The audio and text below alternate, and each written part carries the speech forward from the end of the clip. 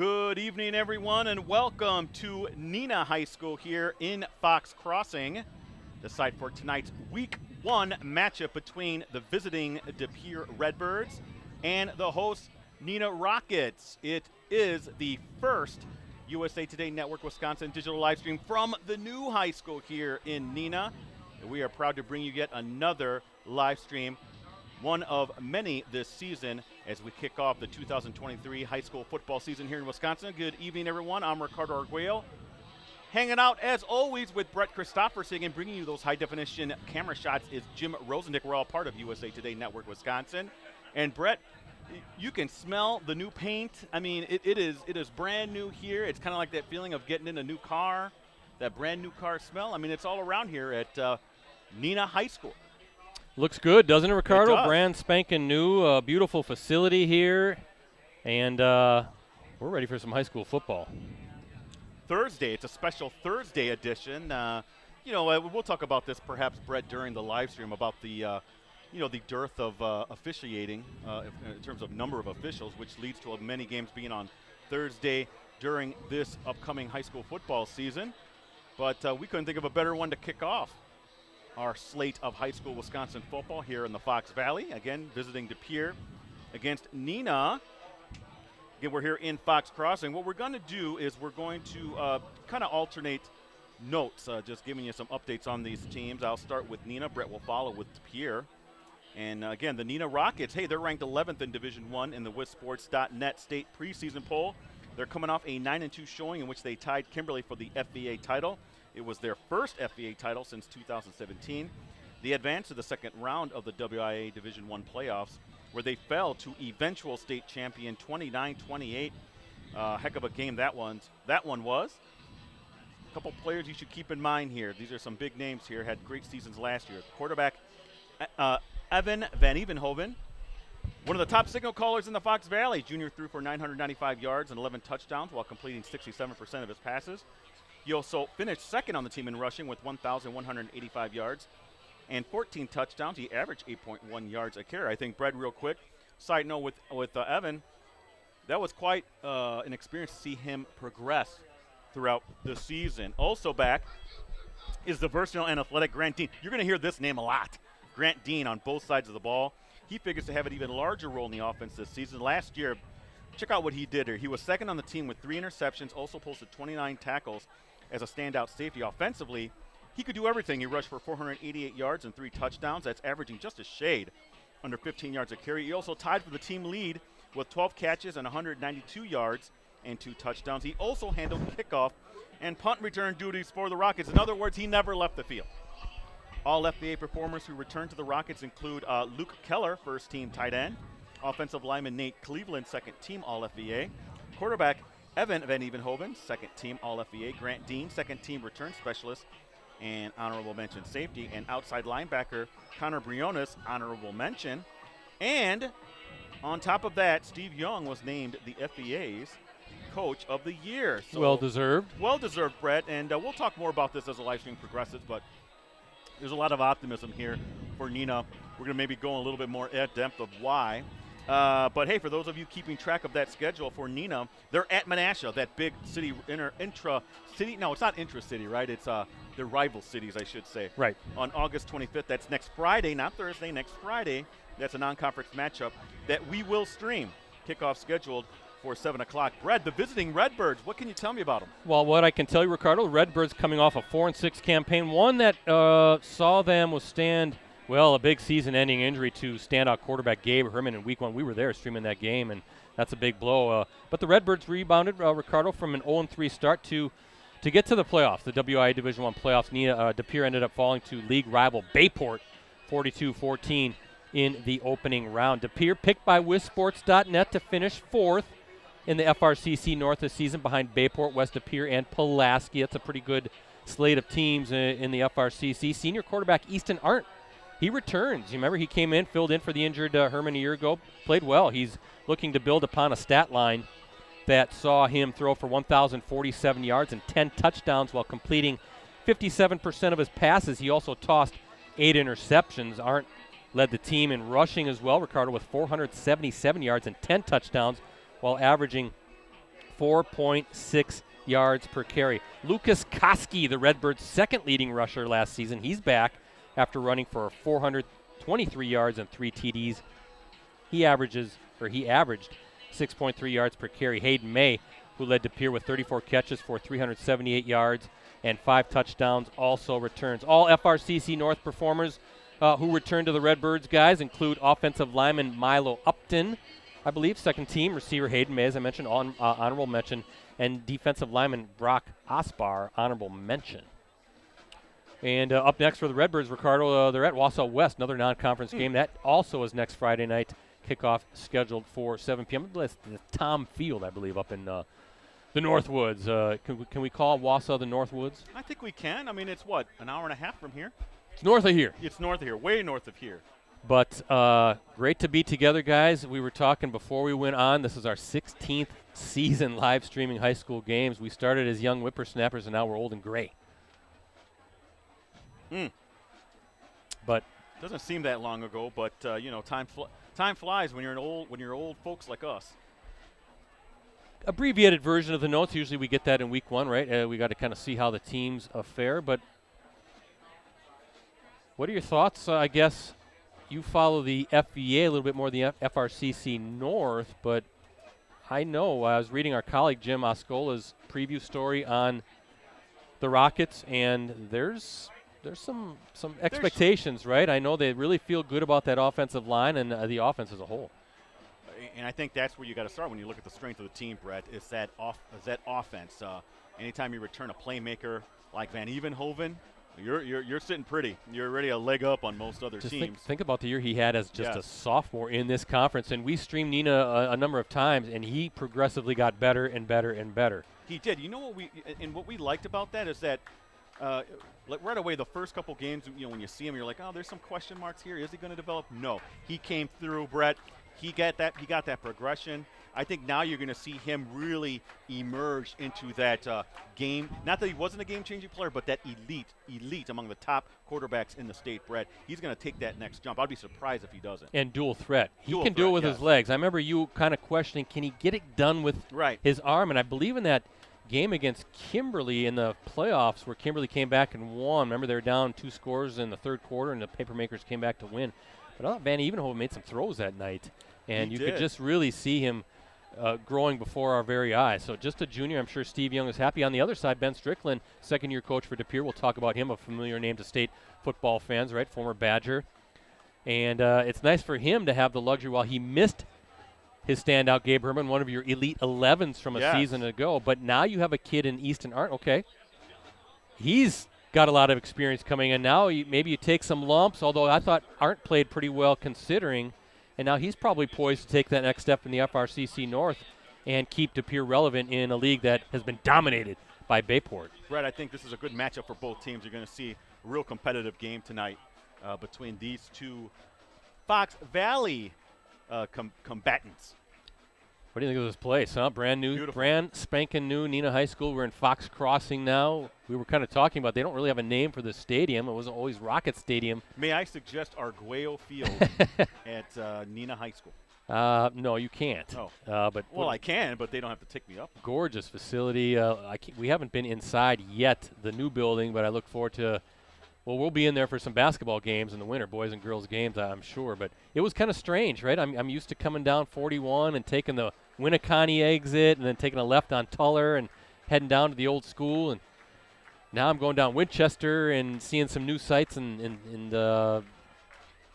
making sure I didn't get lost. I know you were kind of getting confused about which way to turn in, right? Google has the wrong street to take to the back end of the stadium, of the facilities here at Neenah High, and some of the poor folks there had to kind of let the folks know, no, you're going down the wrong way. It's not an entrance yet. All the neighboring houses are already griping about it, right? Brett, beautiful people, great people. Oh, yeah. They were very friendly, but you got to go around off of Larson Road and then come back in. Try to showcase this facility a little bit more. One of the unique features, and we can talk about that as the game goes on, Rosie, is they have a scoreboard right directly across from us, not on the end zone scoreboards that you typically see, straight across from us on the 50-yard line. And all of the seating is on our side, and it is a large seating section. We're up here much higher than what we were at Rocket Stadium, definitely more of a climb. So, but it really came together nicely. And got to thank Mike Elkin for getting us in here and making sure we're good to go. We met him on Monday when it was kind of a rainy day, and he looked like he's ready to get things going and kind of get into a routine again. I mean, that's a big move. You're moving from a school to a brand new school. It's a lot of gear to get over. So thanks to Mike Elkin and the great folks here at Neenah High School for accommodating us. We definitely wanted to be here to showcase this new facility, and here we are, week 1.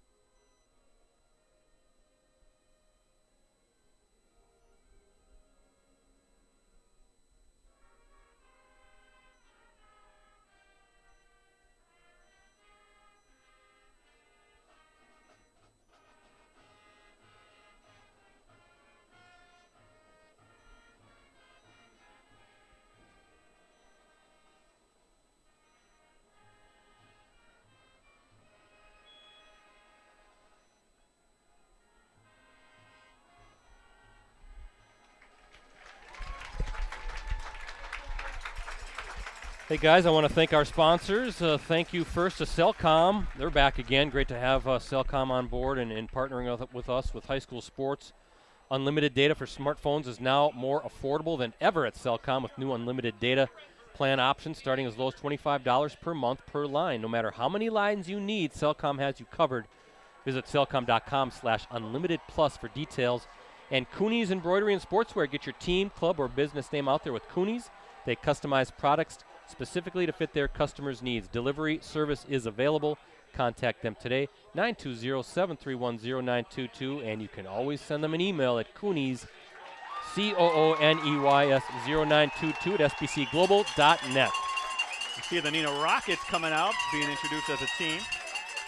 Brad, you know these players are ready to hit someone else. I know they had their scrimmages last week, but when it's real, when it's definitely for real, and you're amped up, there's going to be a lot of pads flying around. I'm telling you that right now. Getting tired of hitting each other, right? Oh, and it sounds like Packers practice. They're getting tired of hitting the Patriots. A whole bunch of skirmishes up at Lambeau and the joint practice today. I understand. When you have the inter-team practices, you get sick of looking at the same guy. Yeah. I got to see your ugly mug again. You want to look at someone else and tackle someone else. So this is going to be a fun game, Brad. I'm looking forward to this. Looking forward to it too, Ricardo. And this will be a game of first, right? First this, first that. You got to jot everything down. First down, first run, first pass, first reception, first tackle, first sack, first interception, first blown call. Wow, you were already predicting it. I would not do that. The officials do a great job. First name that you and I both fumble. I did get name pronunciations from Jim Strick, the PA announcer. Everybody knows Jim Strick, right? He does a great job at a lot of WIA state events as well. He is. I was going to say he's the voice of God at the WIA state events. Had a nice conversation with him. Had a nice conversation with our former Neenah athletic director, now in the business office with the district, John Yoke. So good to see some familiar faces. I just want to know, Ricardo, where did summer go? It's still here. It is? You know how the football season is, Brett. We'll have, 2 or 3 games in before it's September. Well, the goal is to always get through 9 weeks. I always say this every year, in shorts. And then playoffs. And we're all in shorts. And playoffs. I actually thought about wearing the jeans today, Brett. It was a little cool. It was going to be high 50s as we go on the night here. Playoffs is a different story, and we'll end it with a state semifinal somewhere in our parkas and our hats. So it looks like Neenah getting ready to kick off, Ricardo. Number 11, Lucas Koski, and number 17, Hayden May, back to receive the inaugural kickoff here at Neenah's brand new football field and facility. Boy, just a gorgeous sight lines. We'll get Rosie to kind of pan around at this great setup. But looking forward to a good week 1 game here between the Rockets and the Redbirds. Can't wait to see those lights, too. They look to be state-of-the-art LED lights. Very bright.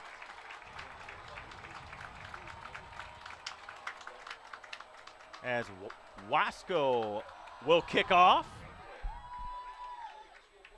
That's Koski on the far side looking for some help. Nothing there. I think that was number 83 for the Rockets, Luke Keller. Senior inside linebacker / tight end, all conference tight end, right? Coming in on special teams and bringing down Koski. I can let the cat out of the bag, Brett. He's on our Elite 11. There we'll talk you about go. More about that during halftime. Heck of a kid. They came in a few weeks ago. Rosie has that video done. We're going to, hopefully we'll have that debuting tomorrow morning, Rosie, for everyone to watch. We'll talk more about that at halftime, huh? Maybe you can come. Can you talk about some of the guys? Absolutely. Absolutely. I can name them and get folks all amped up to look forward to watching that digital showcase only on postcrescent.com and greenbaypressgazette.com. 1st and 10, as you can see on our Cellcom and Cooney's embroidery and scoreboard. We have the ball cam, I guess you could say, the yard line cam. And handoff. Up the middle. Yeah, good little run by number 11, Lucas Koski. Again, the junior, 5'10", 175 pounds. Listed on the program here as a running back and a linebacker. And we're off and running. Nice run. Nice pickup, I should say, for De Pere. 8-yard pickup on that. 2nd down and 2 from the 27. Yeah, quickly to the line. The Redbirds aren't. Another handoff, and didn't see who got in there. Boy, but hard hit. I don't know if that he has the 1st down. I think they're going to mark it just past the yard marker. See number 82, Connor Briones for the Rockets, senior outside linebacker. He had a pretty good hit there. You could hear the pads all the way up here. 1st down for the Redbirds. Ricardo, you said it, ball at the 29-yard line. I like the tempo already. Getting to the line quickly, snapping it, hoping if you're the Redbirds to catch the Rockets defense sleeping. Is Art now looking for look at that closing speed. Hey, let me tell you what, Brett. That was number 9 for Neenah, Carey. Boy, did he close in a hurry. Forced that early throw. Little uncomfortable, right? Because he had Noah Fisher, number 5, was his intended target, 6'2", senior wide receiver in the middle of the field. But, yeah, Arndt had to hurry because he felt pressure. Easton Arndt, a 6-foot senior quarterback, again, coming with a lot of experience last season after Herman went down. Good to see Herman, though, came back and was a key contributor to that De Pere boys basketball team that won the state title. First team to go 30-0. As Art, nothing doing downfield. Got to get rid of it. And, what a catch! Wow, right in front of the sideline. That's Hayden May using all 5'11" of his frame, the senior wide receiver, making a tiptoe catch along the far boundary. Wow, good throw. Brett, you talked about him to start. When you're reading those De Pere notes, he's a heck of an athlete and a big weapon for De Pere. Tough catch, good throw, and good patience by Arndt because, again, he was feeling pressure as he was racing towards that sideline. I thought maybe he was just going to throw it out of bounds, but he spotted May. 1st down, good throw, good pickup. Promising drive for the Redbirds to start. Arndt, here's a handoff. Koski right up the gut, big hole. And the Redbirds on the move in Neenah territory, going to be at the 35-yard line, 1st and 10. Just a big, big hole right up the gut. Well, Brett, let me tell you, when you're talking about Neenah, the defense was maybe the one that had some question marks, that side of the ball. Well, look at how quickly, again, the Redbirds at the line. There's a little play fake, setting up a wide receiver screen, and getting some good yardage. That's a toss over to Colin Alsma, another senior wide out. And I like the rhythm the Redbirds are mixing up, getting different guys involved. And as a defense, that makes it tough to key in on one player when different guys are making plays. 2nd down and 3. Nice gain up, Brett. And just like that, they're at the 28 of Neenah.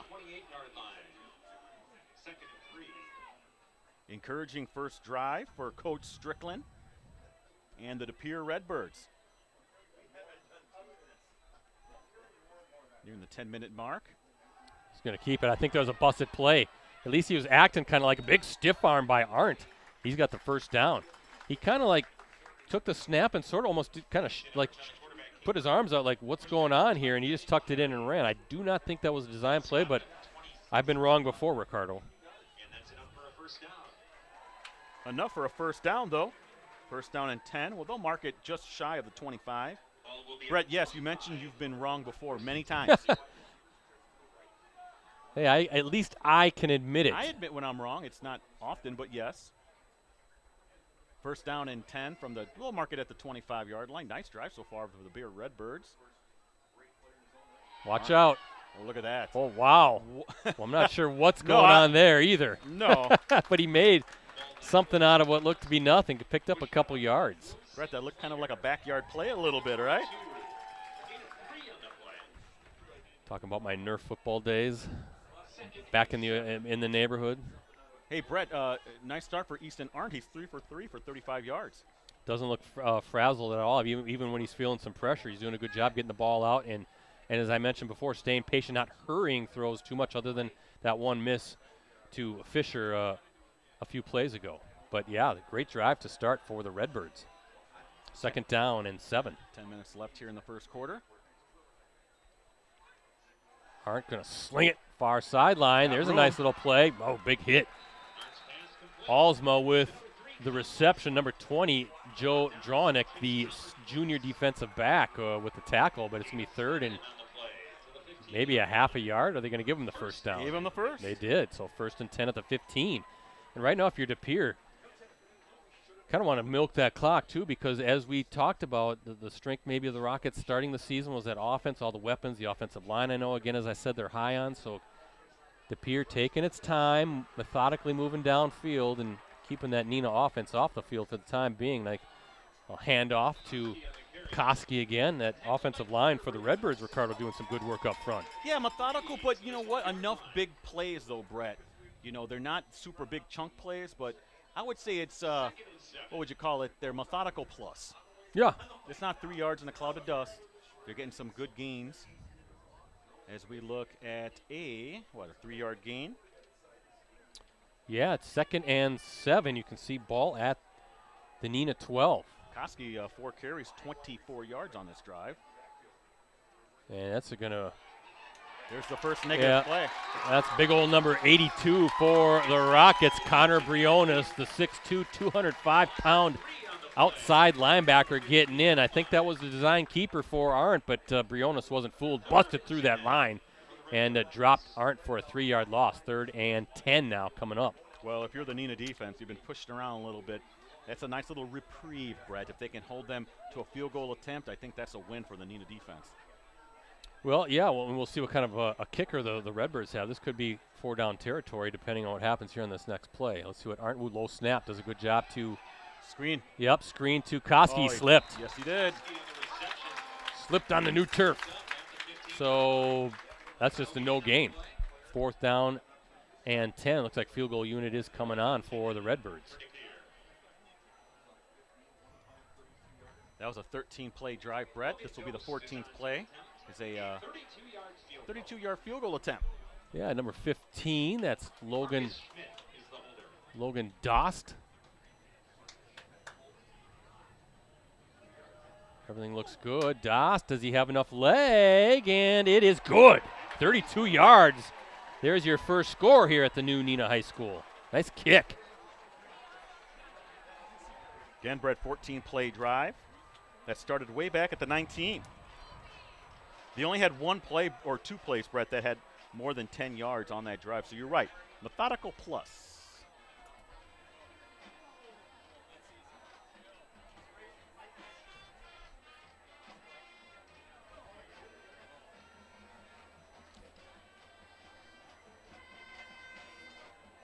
.32-yard field goal by Logan Dost with 7:46 to go here in this opening quarter. The first score of the season as we look at our Cellcom and Cooney's Embroidery and Sportswear scoreboard. Appreciate both sponsors for being on board with us. Cellcom with us last year. Cooney's been with us for a few years now, so again, we appreciate their partnership when it comes to our Varsity Game of the Week live streams and all of our high school content. Well, we'll see how the Rockets can answer. You said a 14-play drive for the Redbirds, culminating in that 32-yard field goal. I see Grant Dean, number 8, and number 20, Joe Drawnick, back to receive this kick for the Rockets. De Pere folks might be interested in this. Bayport's leading Middleton. That's a big matchup up there. Yeah. 7-0. Tevin Montgomery, 14-yard touchdown run. That's from our guy, Doug Richey. Okay, interesting. I know Middleton's got some prospects at the next level. Short kick, very short kick. Looks like drawing it, going to take it on the bounce at the 20-yard line, looking for some space. Cuts it back inside, past the 30. Good run and a good start now for this Neenah offense. Brett, I'm still not used to seeing the scoreboard right in front of me. I keep looking over to my left. No, the scoreboard's right directly across from the stands, Brett. I like it too. They feature the kids. They got all the, their pictures. Remember when we were growing up, you just had like these rickety scoreboards with home, guest, the big bulbs that blinked. And we were lucky if they spelled our name right in the program. Well, here we go. First look at this Rockets offense led by Evan Van Evenhoven. Claps his hands, and he's just going to tuck it in and look for some space. Whoa. Watch out. Whoa, big run, and good job by that offensive line. Van Evenhoven, no hesitation, grabs it, plunges forward near midfield. So 17-yard pickup for Van Evenhoven, and that's a good chunk play to start. Yeah, not bad.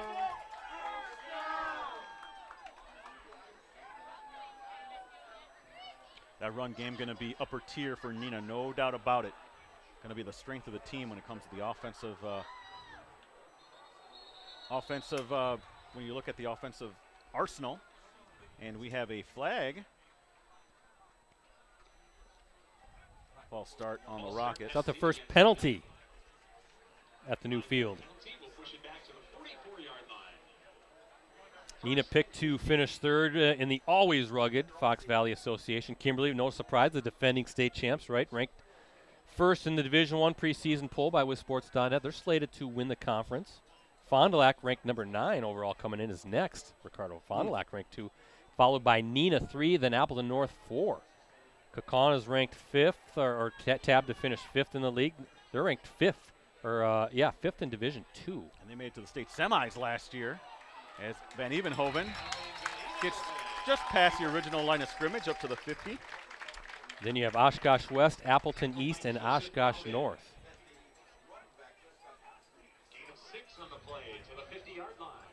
So we'll see how that all plays out. Yeah, Fond du Lac coached by ex-Kimberly football player Sam Pluker. Yeah, we're going to see them soon. We're going to go to the brand new field for them too at their high school. If I'm correct, and that was a long time coming. Let me tell you, they finally got it right. Getting political here, Brett, but they finally got it right and approved the funding for that. Yeah, we'll see them coming up here soon down at Fond du Lac for Appleton North Fondy game. Boy, look at Van Evenhoven finally tripped up. Yeah, Brett. He might have. Yeah. He might have gone. That was a touchdown, the essence of a touchdown-saving tackle. As it is, he is past the 40. Are they going to mark that right at the 40, Brett? 10-yard gain. There's some unknowns with Kimberly coming in as well, right? They've got some pieces to replace. Quarterback, no more Seth Myron. Running back, no more Blake Berry. Well, but they have Gavin Tyson, who kind of had the Blake Berry role. Blake Berry a couple years ago, remember, was right. The backup and then had a big year. I'm expecting a big year out of Tyson. He might shoulder more of that load, by the way. There's Grant Dean, his first touch. Wow, he got an escort. Watch out if he can get in. And he is in. 40-yard run by Grant Dean, just following his blockers. 40-yard touchdown run. I'm going to expect to see a lot of that this year. Yeah. Brett. Grant Dean, just an exceptional athlete, heck of a track performer as well. He's got to be in the upper 3 or 4 athletes in the FBA for sure. And we got a little bit of some hijinks going on here, Brett, for that 2-point conversion. Okay, we're going back. All right. I think they'll let Liam Wasco punch this one through. I was going to say, Wasco's a good kicker.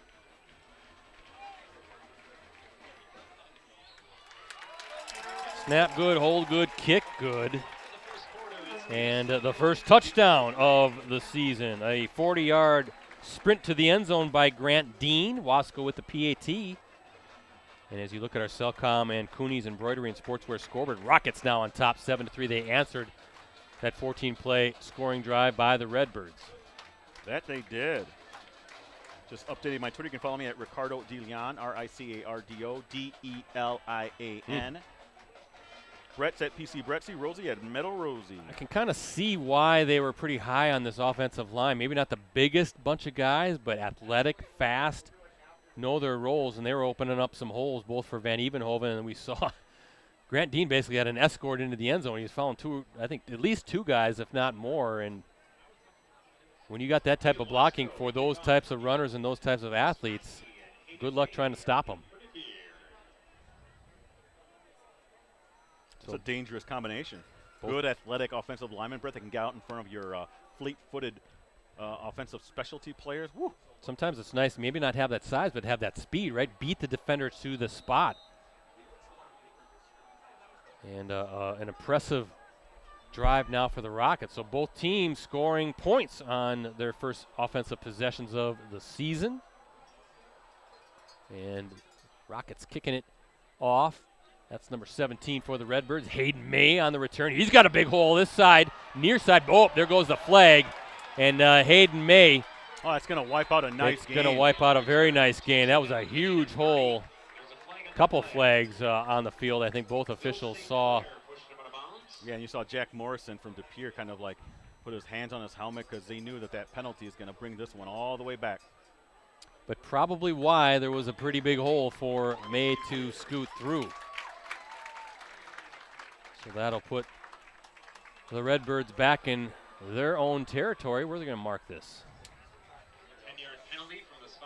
Looks like spot of the foul is at the 30, so they'll mark it all the way back to the De Pere 20-yard line. Oh, mark it inside it. I think it's in the 15 or 16. 15. Oh, check that back at the 15. Brett, that was where was he out of bounds? At the 30 about? Yeah. That's a significant chunk of yardage that De Pere lost on that penalty. Come on, add it up. Let's go. Oh, you're in mid-season form. Let's 20 go. plus what? 35. That's 55 yards. There you go. Oh man, look at that! I didn't even have to break out the abacus. It's easy when it's right on the yard line. Yeah.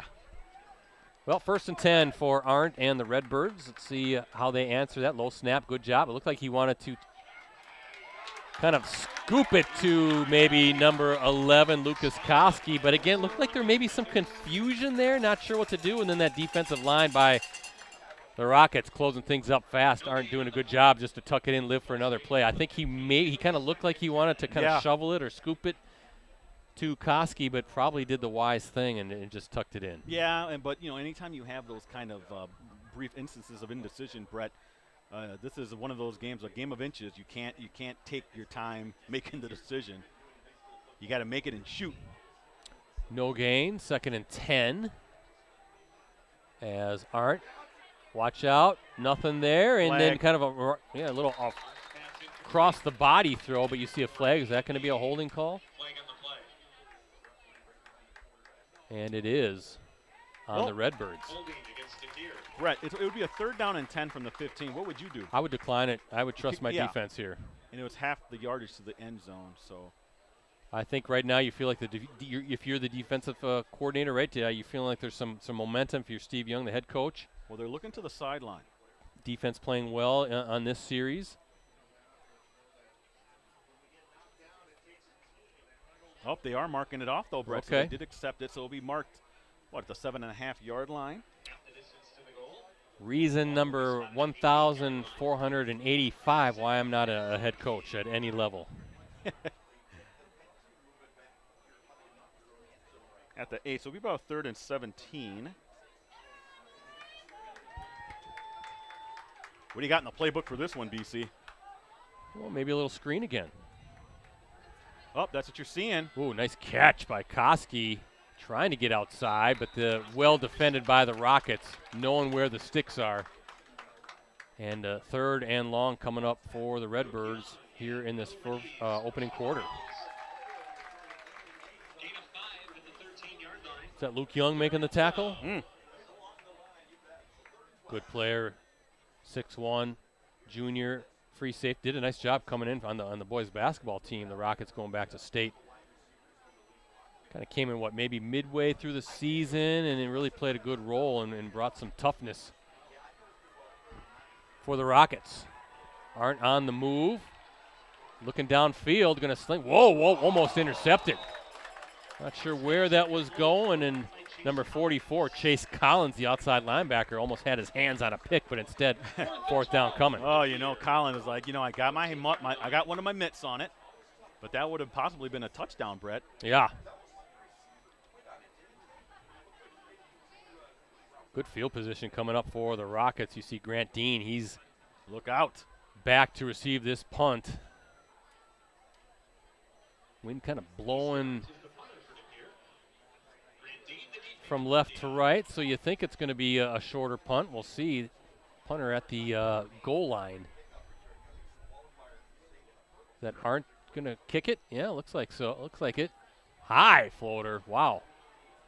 Get out of the way of that one, and it's going to take a Neenah bounce. Look out. Be careful if you're Neenah. Those are tough, right? You don't know you're blocking. You have no idea where that ball is. And look at this field position, 31-yard line for the Rockets in De Pere territory. Brett, that's an 18-yard punt. The turf can either give you great punting averages, right, or it can take it away. And right there, it took it away. Brett, I love it when you speak Old English. Yeah. I doeth that all the timeth. What is ye doing?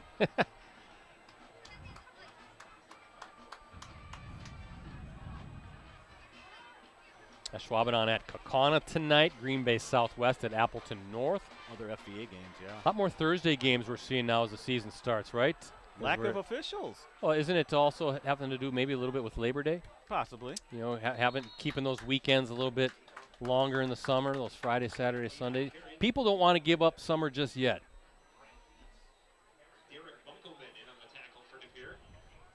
6-yard pickup. Was that Dean on the run? Yes. Second down and 4 for the Rockets on the move again. We'll see these Neenah Rockets next week. We're also going to stream next Thursday the big Kimberly Bayport game at Papermaker Stadium, and then next Friday, Neenah at Menasha, a chance to check out the Blue Jays as well. Apparently, they have a brand new media press box at Calder Stadium. Can't wait. Van Evenhoven looking for a lane, spins inside the 10. And first and goal coming up for the Rockets, who are having no trouble offensively, Ricardo, moving the ball.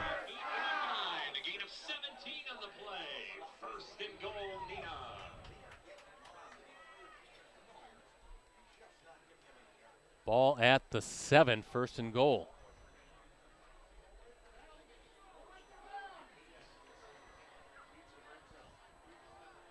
Direct snap. Ooh, look at that. To direct snap to Dean. Fumble. The Rockets got it back. I think wow. It was number 20, Drawnick. Looks like big old number 75, though, for Neenah picked it up, and that's Owen Grotenhouse. The 6'4", 250-pound senior offensive lineman, Johnny on the spot right there to see the loose ball. So no turnover, no harm done, right? If you're the Rockets. Oh, the position coach. He'll hear it from the position coach, though. That'll be on film. Snap. Dean hit hard. That big old 54 for the Redbirds. Where did he come from? Brock Osbar, the junior defensive lineman, coming in, and now you have a 3rd and goal for Neenah. Ball at the 3-yard line. Red Osbar kind of came out of nowhere. You saw Dean, and then you saw him enveloped by Osbar. You're kind of waiting to see something open and Dean in space, but yeah, big 54 for the Redbirds, shooting through and dropping Dean down.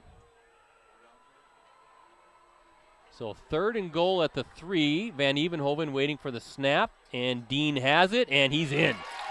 Just kind of reading the blocks and squeezes his way through for a 3-yard touchdown run. Second touchdown run of the night for Dean. And back-to-back scoring drives, touchdown drives for the Rockets to open up the season.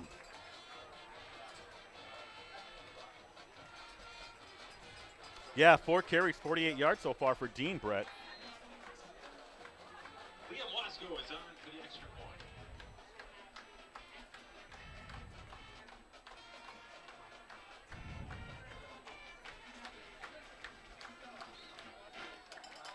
Wasco punches it through again.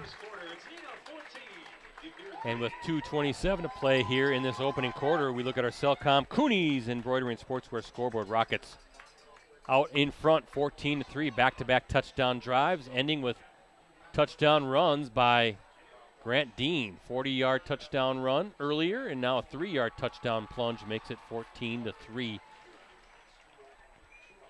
Early in the game, Ricardo, but kind of imperative right now for the Redbirds to kind of do what they did on that opening drive, right, and sort of bleed the clock and get some points and keep that Neenah offense off the field. Yep, absolutely. You want to kind of stop this hemorrhaging a little bit, give your defense time to take a breather. They were doing some good things, Brett, on that first drive. Yeah.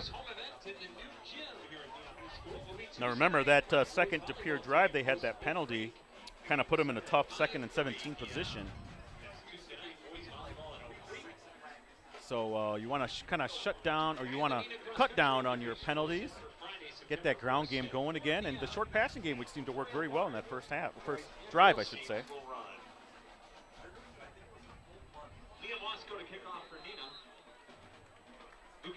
Koski and May back to receive this kick again, and we'll see if the Redbirds can answer down 14-3. Remember, Redbirds started off the game, 14-play drive, ending with a field goal, 32-yard field goal, but back-to-back touchdown drives. Rockets now in front, 14-3. Koski will let that ball roll into the end zone. 1st and 10 coming up for the Redbirds on their own 20. So De Pere, I mentioned Neenah picked to finish 3rd in the FVA. De Pere's picked to finish 4th in the Fox River Classic Conference North. Bayport, no surprise, slated to win the conference. Pirates ranked 6th in the Division I preseason poll. West De Pere ranked 2nd in Division II. They're next. And Pulaski, they're ranked 8th in Division II.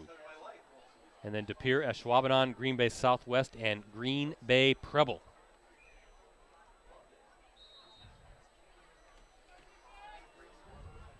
First down and 10 at the 20 for De Pere, their 3rd offensive series of the game.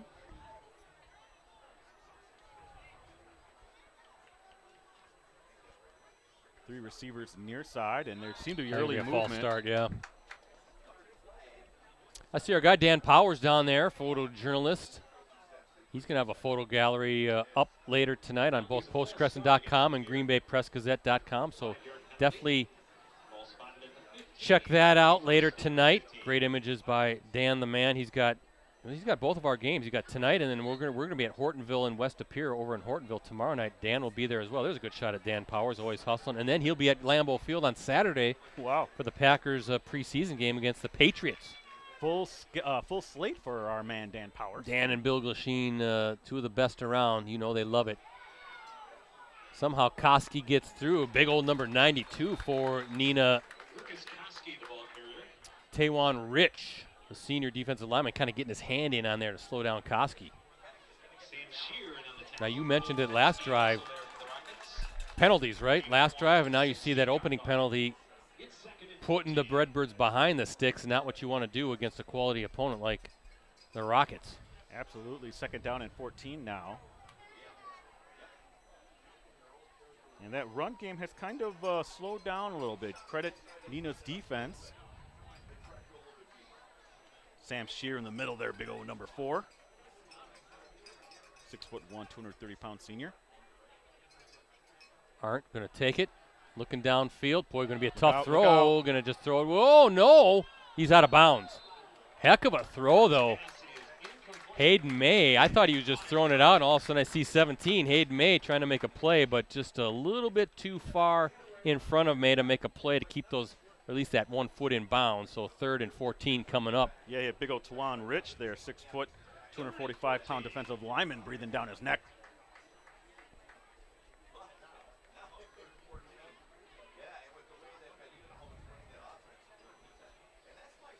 Third and 14. See ball on the 16-yard line. Just a minute 30 to go here in this opening quarter of the football season and of this great facility. Brand new Neenah High School. Arndt has got some time. Sling it downfield. Nice. Almost a nice catch. Yeah, and I don't know if number 13 for Neenah, Weinberg, if he kind of affected you know, kind of like not just the reception, but the hauling in of that pass. Was that? I think that was 15, Oh, wasn't 15, it? I'm Luke sorry. Young, the free safety. Young, I think he yes. might have gotten in there. Almost a great catch. But Nice passes, though. Yeah, that was a good throw. But I think Young getting in there and delivering the hit right when the May was trying to make that catch was a good defensive play. Now, if you're De Pere, you're in the danger zone here. Well, look at where field position will be again. You see Grant Dean. He's lined up in De Pere territory waiting for this punt. Let's see if Arndt can get another high one. And Dean did a good job to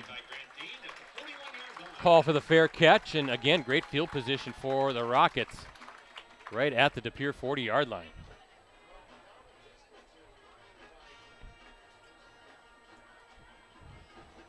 One minute, 22 seconds left here in the first quarter. It's been all Neenah. De Pere had a nice drive to start the game, but the Rockets have been quite efficient with their offense, not taking more than 5 plays to score on each of their first 2 drives. Both by Grant Dean, a 40-yard touchdown in the first drive and a 3-yard score on the second. Van Evenhoven just going to take the snap, tuck it in, and, ooh, big hit by number 24 for the Redbirds. That's Derek Bunkelman, senior linebacker, 5'11", 205 pounds, coming in and bringing Van Evenhoven down, 2-yard gain. 2nd and 8.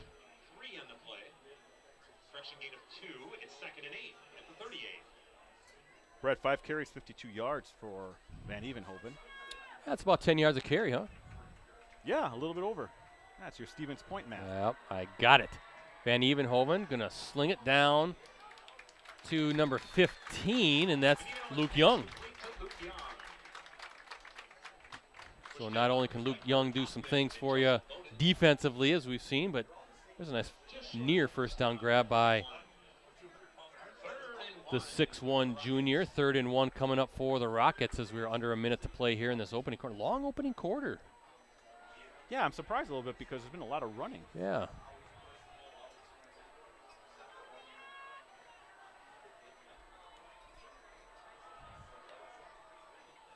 Dean, yeah, well, let's see where he's marked. I think he might have gotten it. We'll see. Nice tackle by.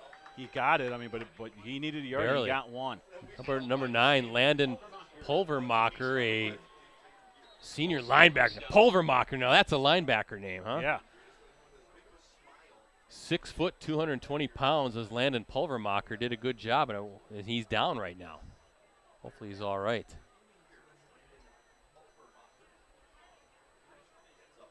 Looks like he'll get up. Pulvermacher. Remember there was a linebacker for Notre Dame called Michael Stonebreaker? Yeah.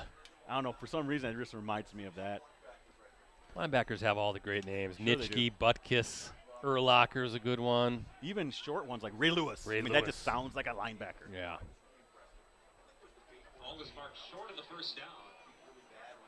Mean Joe Green. Wait, he was a linebacker. He was a defensive end, wasn't he, for the Steelers? Yeah, that's right. Who am I thinking of? Jack Ham? Lambert. Jack Lambert, yeah. Steel curtain defenses, Kids have no idea what we're talking about. No, look it up on YouTube. Yeah. 1970s Pittsburgh Steelers. Of course, Appleton's very own Rocky Blyer, Yes. those Super Bowl winning teams. That is true.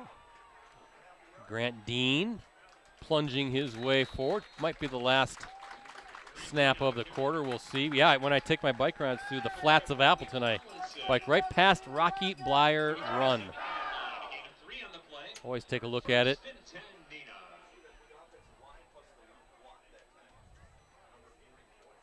I don't think the Rockets are in any hurry to snap this ball with the clock running here to end this opening quarter. We'll see, though. They're going to the line of scrimmage.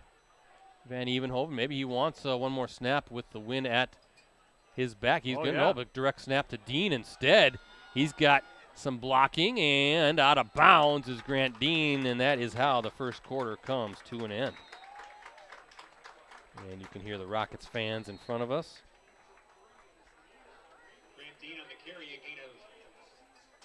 Clapping their hands in approval. That's the end of the first quarter.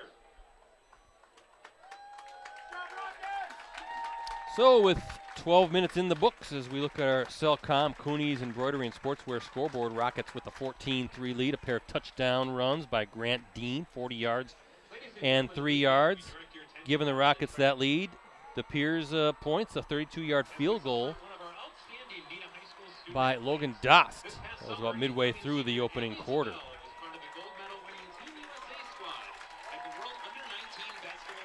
Yeah, they're giving Allie Zabel a nice round of applause.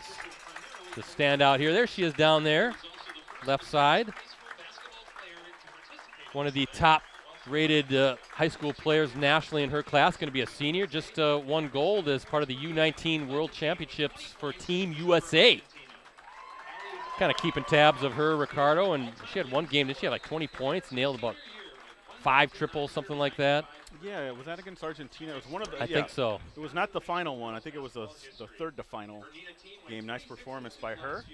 She's like, get me off the field. Yeah, she's not someone that likes the limelight. No, but she Very is humble. a tremendous player, tremendous talent. Looking forward to seeing her in her senior year come basketball season. First play of the second quarter, and Dean is in. And that is a 17-yard run for Dean.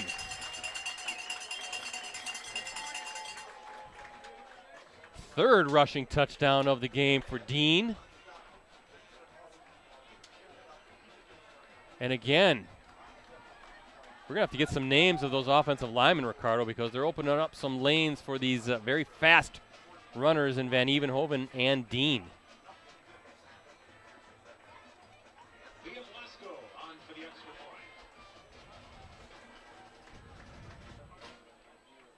If I can update my Twitter.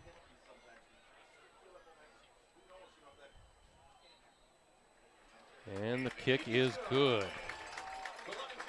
So, quick strike here to open the second quarter. 17-yard run by Grant Dean as we look at our Cellcom Cooney's Embroidery and Sportswear scoreboard. In command of the Rockets. They're up 21-3 over De Pere. Yeah, Grant Dean, Brett, 18 carries, 79 yards. And the three touchdowns. Yes. Yep, 40 yards, 3 yards, and now the 17-yard run. Well, we kind of thought, right? Remember, Jace Jenkins was the star running back last year, did a yeoman's work, really carried a lot of the rushing attack, him and Van Evenhoven. Who was going to replace Jace Jenkins? Kind of figured it was going to be Grant Dean was going to get the first dibs at that spot, and he's shown why he's one of the top athletes here in the FBA, not only just football, but an overall fantastic athlete in any sport. Yeah, we know he's a top athlete when it comes to track and field as well. Mm-hmm. He was part of that great relay team. I want to say it's the 1600. They set a record? I'm They not won. sure. Did they win state? They won Yeah. state, yeah. He plays basketball too, I believe. Oh, he does. My goodness. Thought he did. What a fantastic, explosive player on the football field, though. Remember, he plays both sides of the ball, too, folks. Yeah, and it's kind of nice if you're Steve Young. Hey, okay, Jace Jenkins, who was sensational. Well, who do we got next? Well, we got Grant Dean. No big deal. We got it covered. I mean, what a luxury that was last year to have Grant Dean boy. just come in and pinch hit, so to speak. May with the return here. Looking for, bounced into one of his guys. Looks like number 51, I think, for the Rockets, Aiden Heinrich, helping to bring down May. So a bit of an urgent time, I would say, for the Redbirds. Ricardo, wouldn't you agree? Down 21-3. They got to get something going now. The last two drives, penalties have put them behind the sticks, making it pretty difficult on second and longs, third and longs to just do anything. And not just that. I mean, if you're giving them short field position because you can't, extend a drive, that's just putting your defense in a bad position. When the Rockets have explosive ball carriers as they do, recipe for disaster.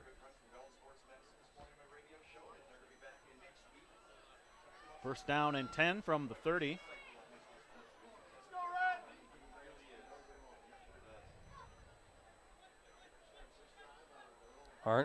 Again, is there something?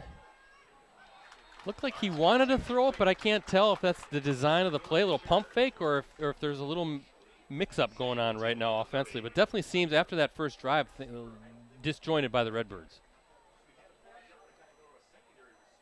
Ben Strickland in his second season leading the Redbirds. Of course, football fans around the state remember him as a Badger. He replaced Chad Michaelwitz, who stepped down after 11 seasons. Now the head coach at Kimberly. Michaelwitz leading the Papermakers to last season's Division I state championship. Strickland, an assistant also at Madison Edgewood, also spent time on the Badger coaching staff. There's a completion. Yeah, May. So third down coming up.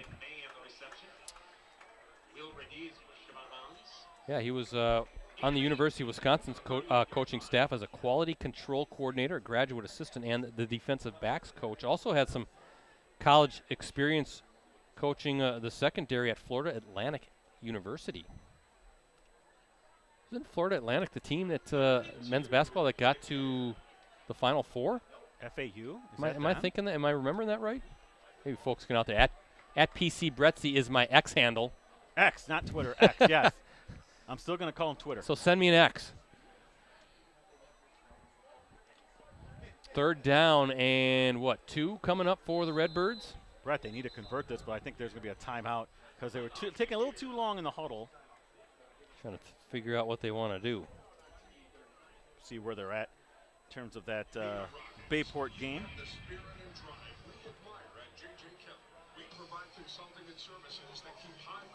Timeout gives me a chance to finish that thought on Strickland. You know, he went from walk-on cornerback to captain during his playing days with the Badgers, and we brought this up last year when we streamed the Neenah game at De Pere, but everybody remembers his famous play, right, when he pounced on the loose ball in the end zone after the Badgers blocked a punt in the waning moments of that 2005 matchup with the Gophers. Gophers were leading 34-31 at the time. Looked like they were going to have the axe, but Minnesota's punter dropped the football on the snap, and then it was blocked. He tried to get it off. And Strickland fell on the ball in the end zone to give the Badgers a wild 38-34 victory at the old Hubert H. Humphrey Metrodome. You ever been there? I never have. I actually covered a Badger Gopher game there once, but I also saw some baseball games there. I've actually been to Twins games at the old Metropolitan Stadium, the old Metrodome, and Target Field. We got family in the Twin Cities, so. Brett, Bayport 7, Middleton 7 in the second quarter. Say that again, Ricardo. Bayport, Middleton, 7 each. Okay. Middleton's a good team. Figured they'd give Bayport a run for its money. Third down, big third down. Aren't going to hand off. Number 10 spinning his way. Who is that? That's Caden Champers, the sophomore running back. Brett, that last little spin got him the first down. I think that's that Champers' first touch of the game, and he spins his way and gets a first down.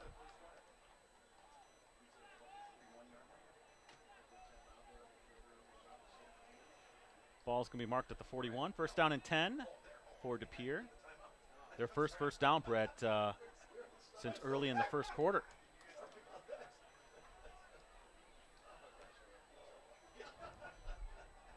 A much-needed first down. First and 10 for the Redbirds. Is that Champers again? Well, look at the Champers down the near sideline. And he is going to go in for the score. 59-yard touchdown run by Champers. How about that for the Redbirds?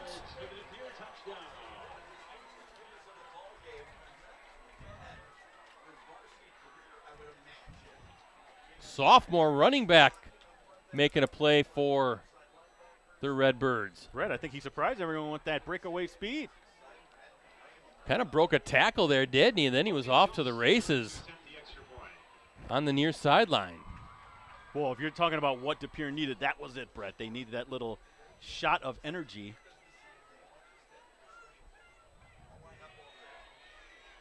As De Pere's also kind of do a little hijinks when it comes to that extra point Now, kick. what's the point of that? I don't know.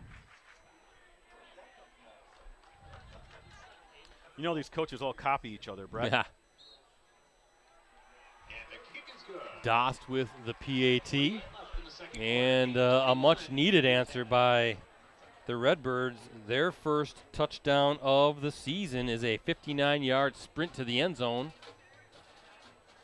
by Caden Champers.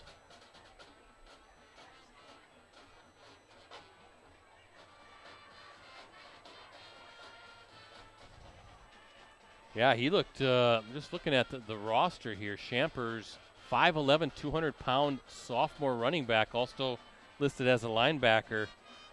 And you're right. Broke that tackle, and all of a sudden he kind of found another gear. And you weren't going to catch him.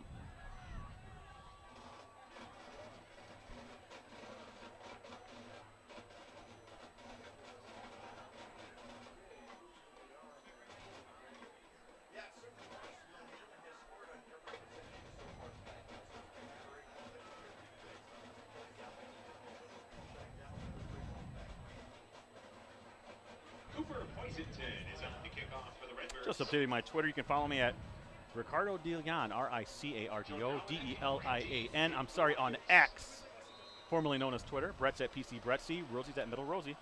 How long is that X nonsense going to happen? Dean's got to he's got to get at that ball. It's live, and now he picks it up. Let's see if he can find some space. Oh boy, oh boy!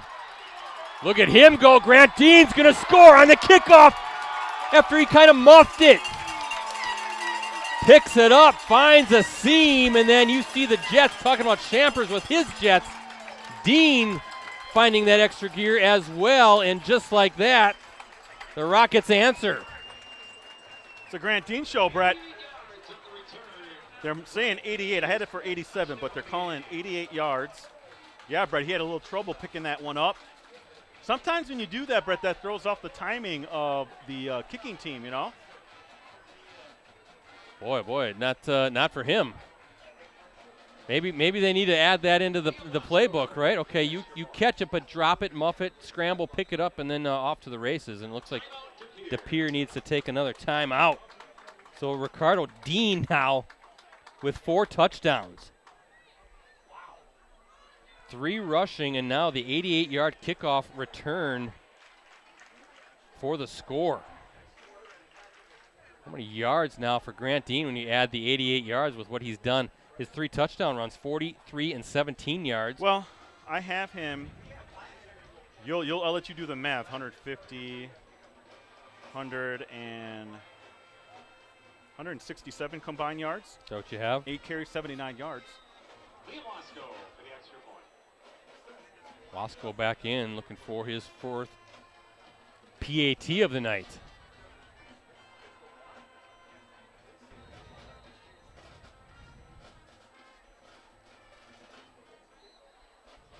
And that's good. So no sooner does De Pere feel good about itself after that 59-yard run by Champers, the Rockets immediately answering with that 88-yard kickoff return for a score by Grant Dean. And as we look at our Cellcom and Cooney's Embroidery and Sportswear scoreboard, 28-10, back to an 18-point edge for the Rockets. Brett, did you see that? Next week is the 99th edition of the Neenah Menagerie. You know, I did see that. I did hear that. I knew that they had played 98 times. Almost there for the 100th meeting.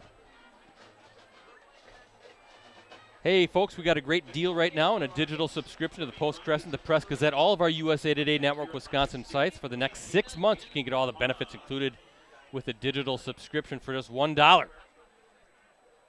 Full access on your desktop, tablet, and mobile devices every day. Go right now to any of our websites /subscribe to get in on that great deal. Takes you all the way through, well, I guess the spring season just about, right? If you're a high school fan, you'll get all the high school coverage, including our live streams.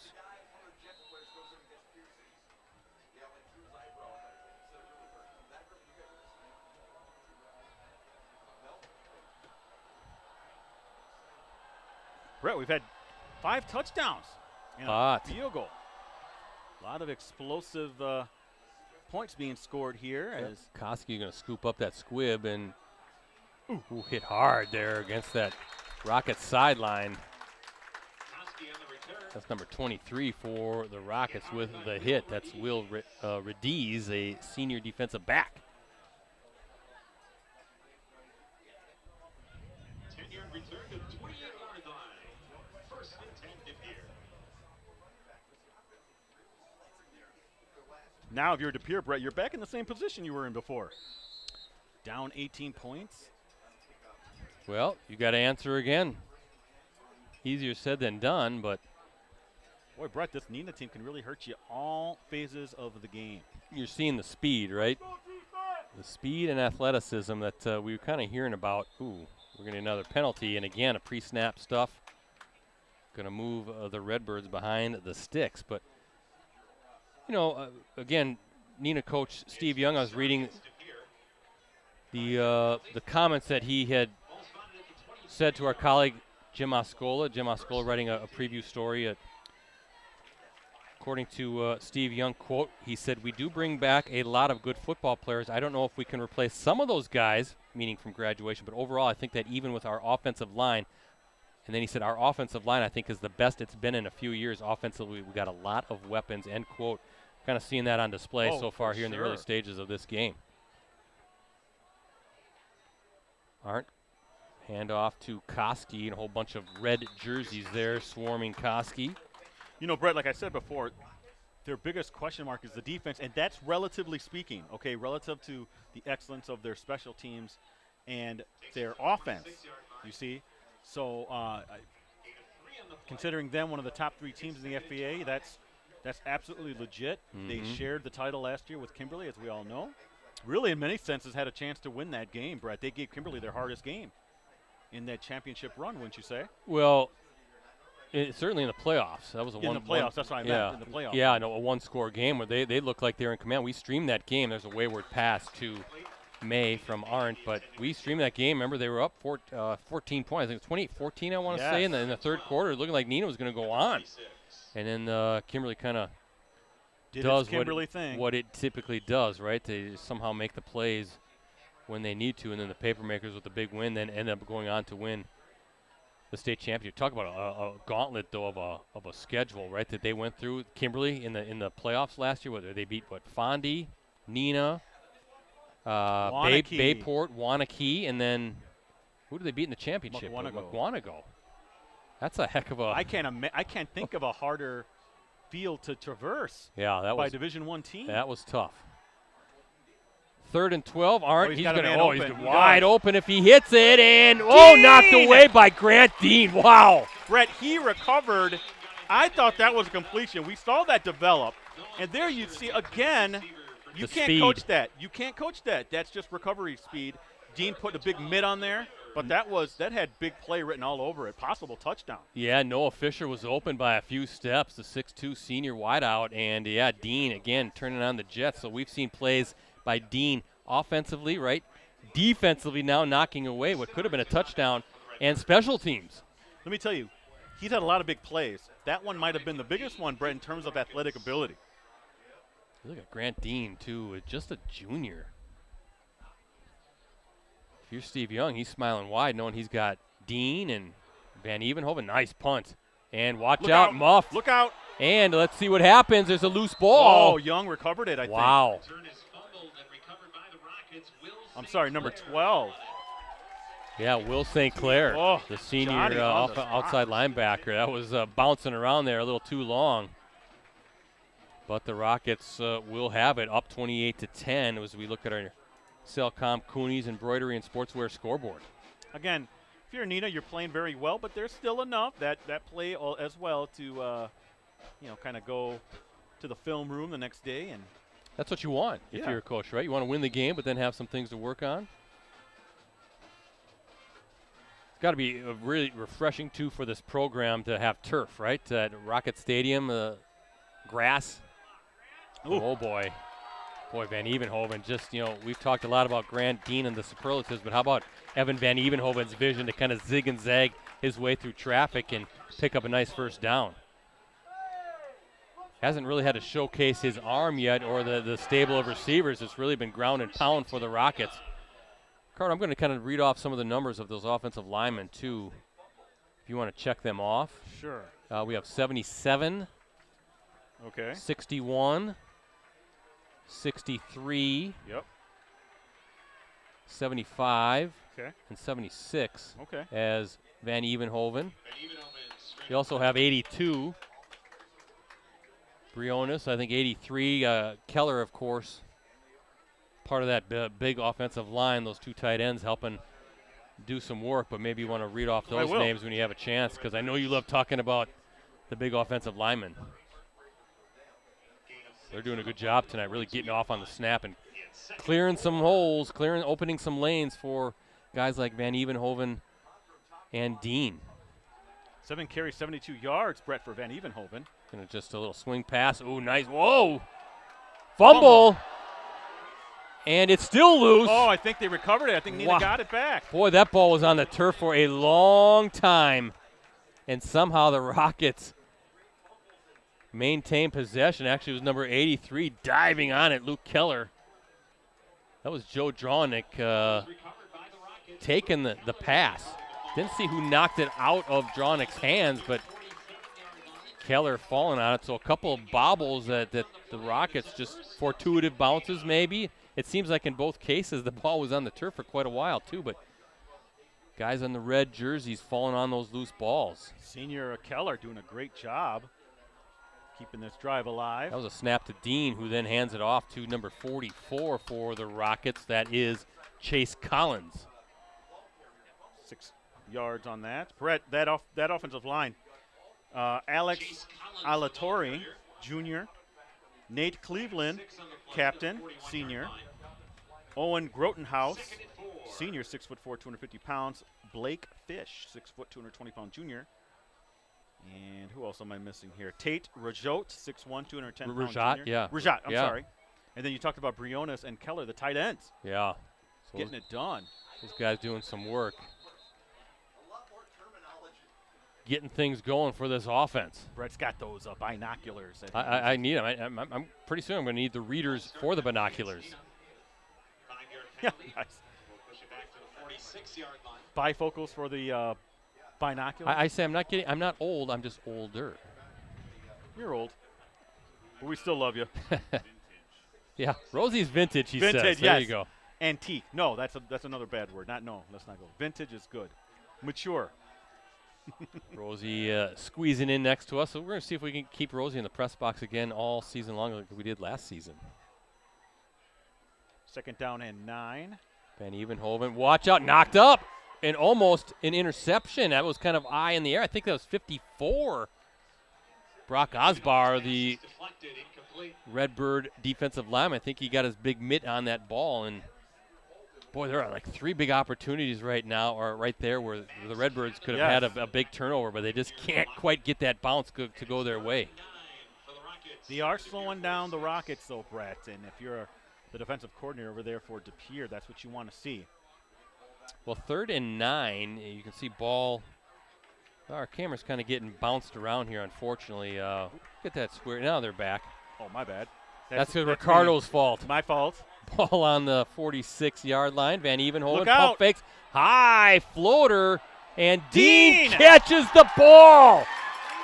You saw that coming, Brett. No, incomplete. Incomplete. They said it was on the turf. 35 for the Redbirds came up with it. Max Kavanaugh, the defensive back, he trying to sell the fact that he had the interception, but the official said no, it hit the turf. Dean kind of clapping his hands. I think he thinks he should have caught that, but boy, that would have been against 3 defenders. Brett, that was a great play still by Dean, Brett, because Van Evenhoven was hit right as he was releasing the ball. It went from being a likely conversion there to basically what looked like a punt. And Van Evenhoven, credit to De Pere pressuring him, because I think that he had to kind of float that a little bit more of a rainbow type than what he wanted. Maybe try to lead Dean a little bit more, but had to get rid of it. Nice punt right out of bounds. They're going to mark this at the 5. Yeah. 41-yard punt. De Pere, good news, they get a stop. Bad news, a long way to go before they can score some points, hit that end zone.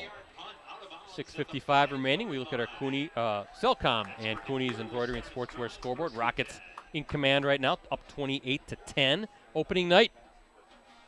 Thursday night games. Quite a few Thursday night games.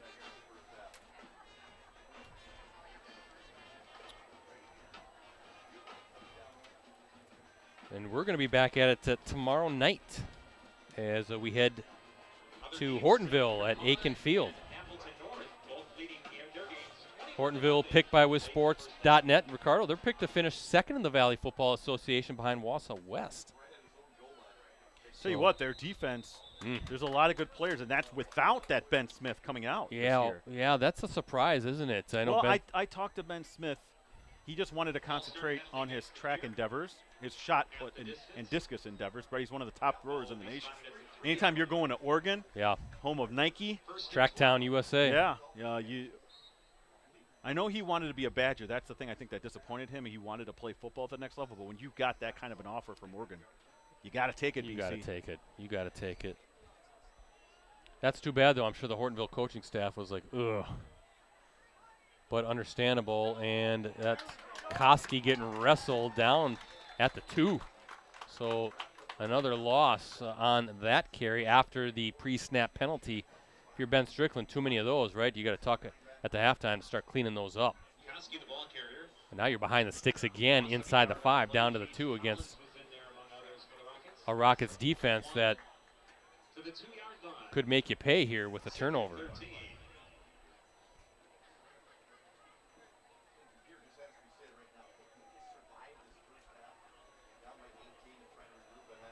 That clock still ticking, nearing the 6-minute mark here in the second quarter.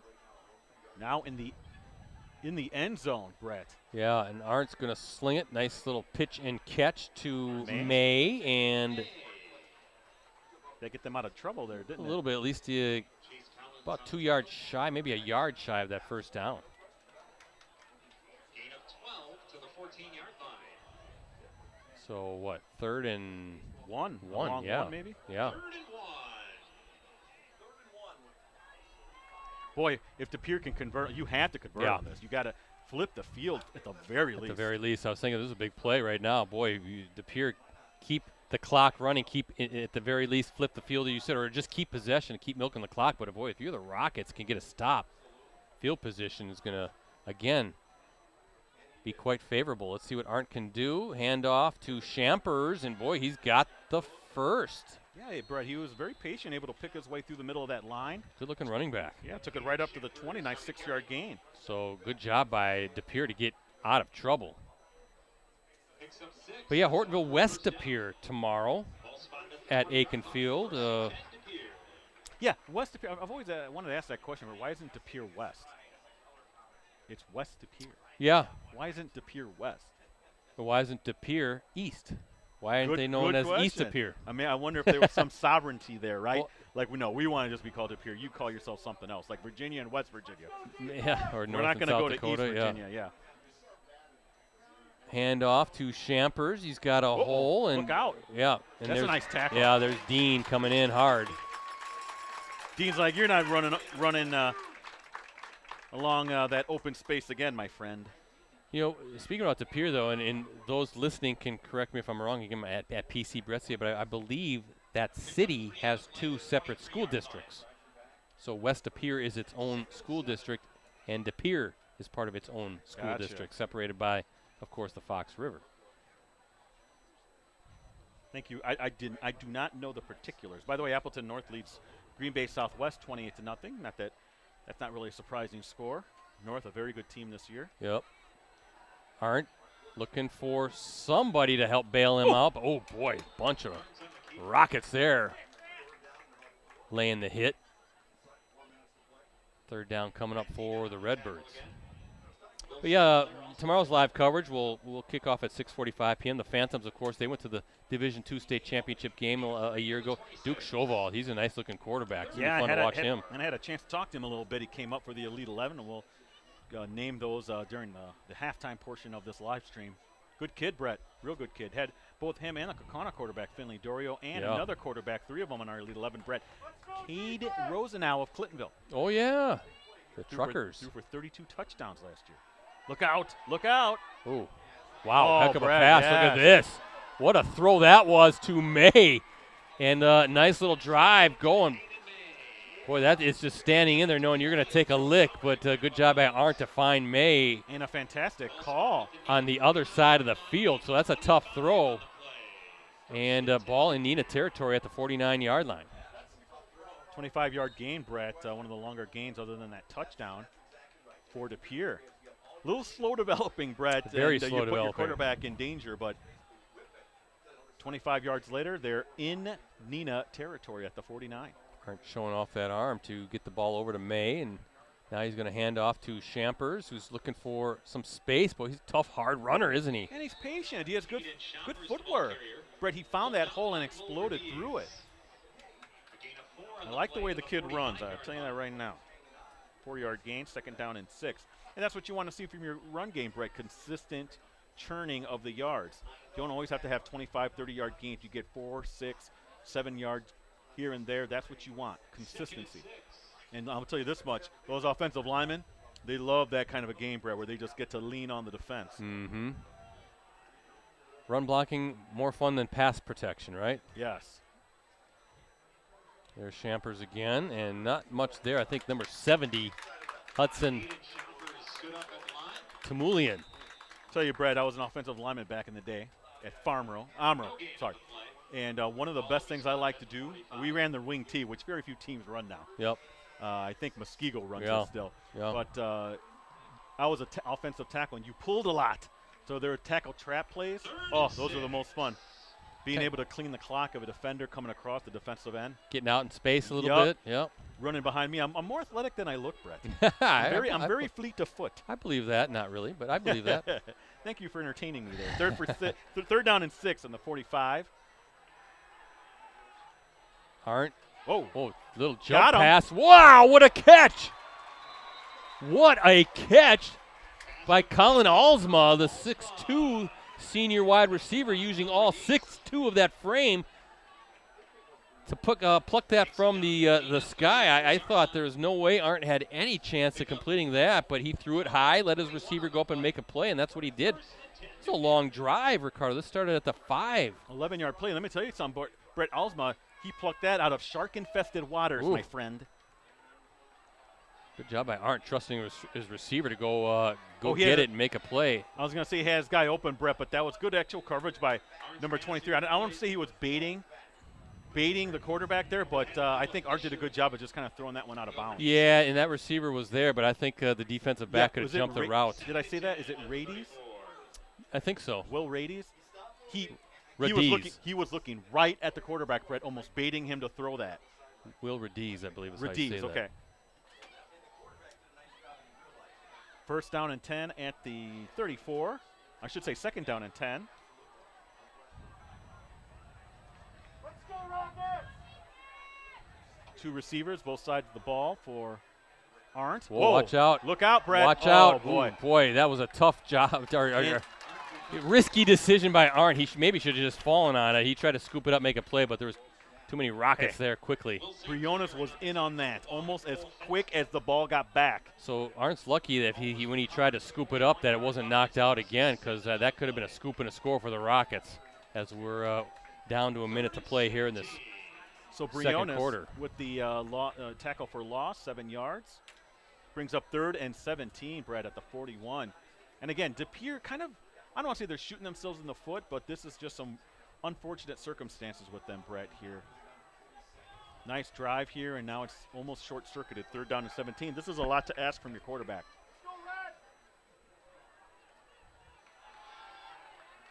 Nice. Boy, pocket. He's going downfield. He's got him. And got it. What a throw and what a catch. And what a pocket, Brett. His offensive line gave him plenty of time.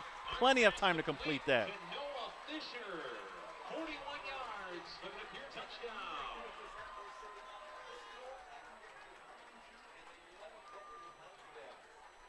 That's number 6 who caught that, right? Mason Sequin.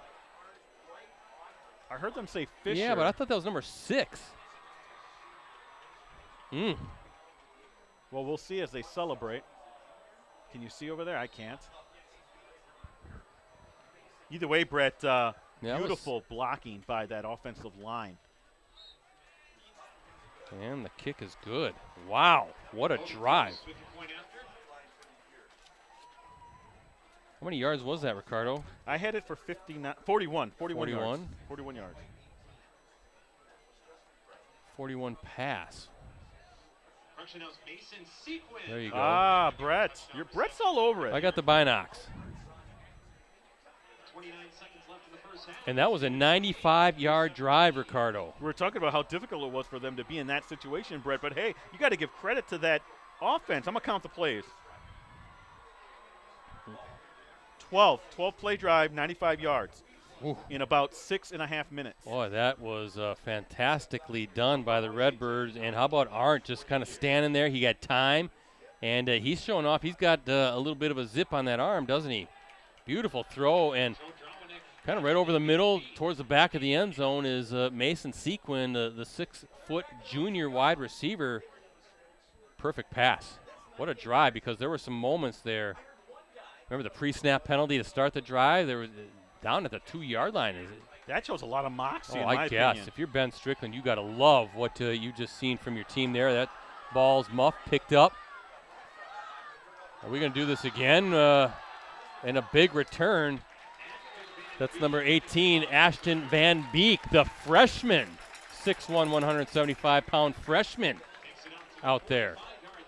And with 19.4 seconds to go, don't think for a minute that it's kneel time or just kind of take it to the halftime time. Not with the speed that the Rockets have, Ricardo. They can peel one off here pretty fast. Hey, Hank DeWild, thank you, Hank. He was explaining that West De Pere and De Pere are two school districts that you talked about, Brett. I remember that it used to be like, don't say West De Pere is its own city, like as a date line. Right. You know, it is De Pere. I like De Pere. Good town, good people. As Van Evenhoven tucks it in, and I think Steve Young, the Rockets want a timeout. Timeout taken by Neenah. First timeout of the half. Derek Bunkel. 8 carries, 78 yards for Van Evenhoven. Took a bike ride to De Pere as part of the Bike to the Beat ride a couple weeks ago from Combined Locks to start finish. Good weather. Very beautiful weather. 61 yards all told, because I biked to the start line from my house. But hung out at the Abbey. That was one of the stops downtown De Pere. Beautiful town. Always like our visits there. Brett, I gotta add in about Neenah. They have on that offensive line that we mentioned, 3 of the 5 starting offensive linemen are juniors. A lot of guys coming back. Yes. Boy, what a drive, and what a much needed. Now suddenly it was kind of teetering on, boy, the Rockets are about ready to maybe put this thing away. Now we got a ball game, 28-17. Let's see if the Redbirds can get a stop. As Van Evenhoven, you give a little option pitch to Dean, and good job by number 8 for the Redbirds just to hold on to Dean's jersey. That's Dayton Ellingson, a senior linebacker. And it looks like the Rockets are going to burn one more timeout with just 3.2 seconds to play. Stick with us, folks. Don't leave at halftime. We got things to talk about. We got things to plug.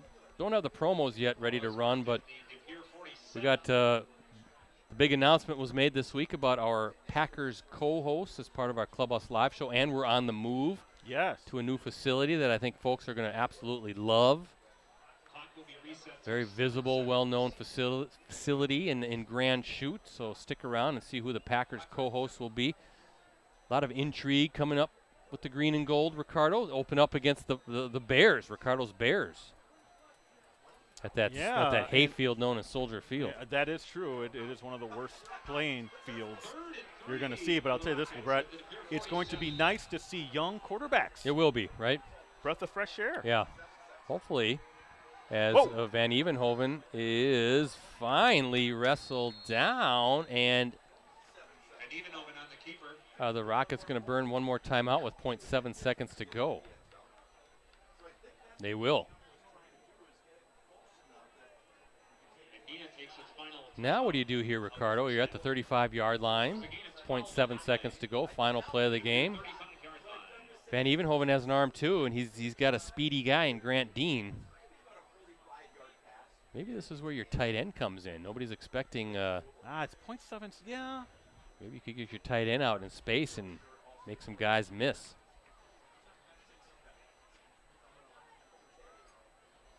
I'm a big proponent of just throw it in the end zone. Reminder at halftime that there are concessions and restrooms on both ends of the grandstand.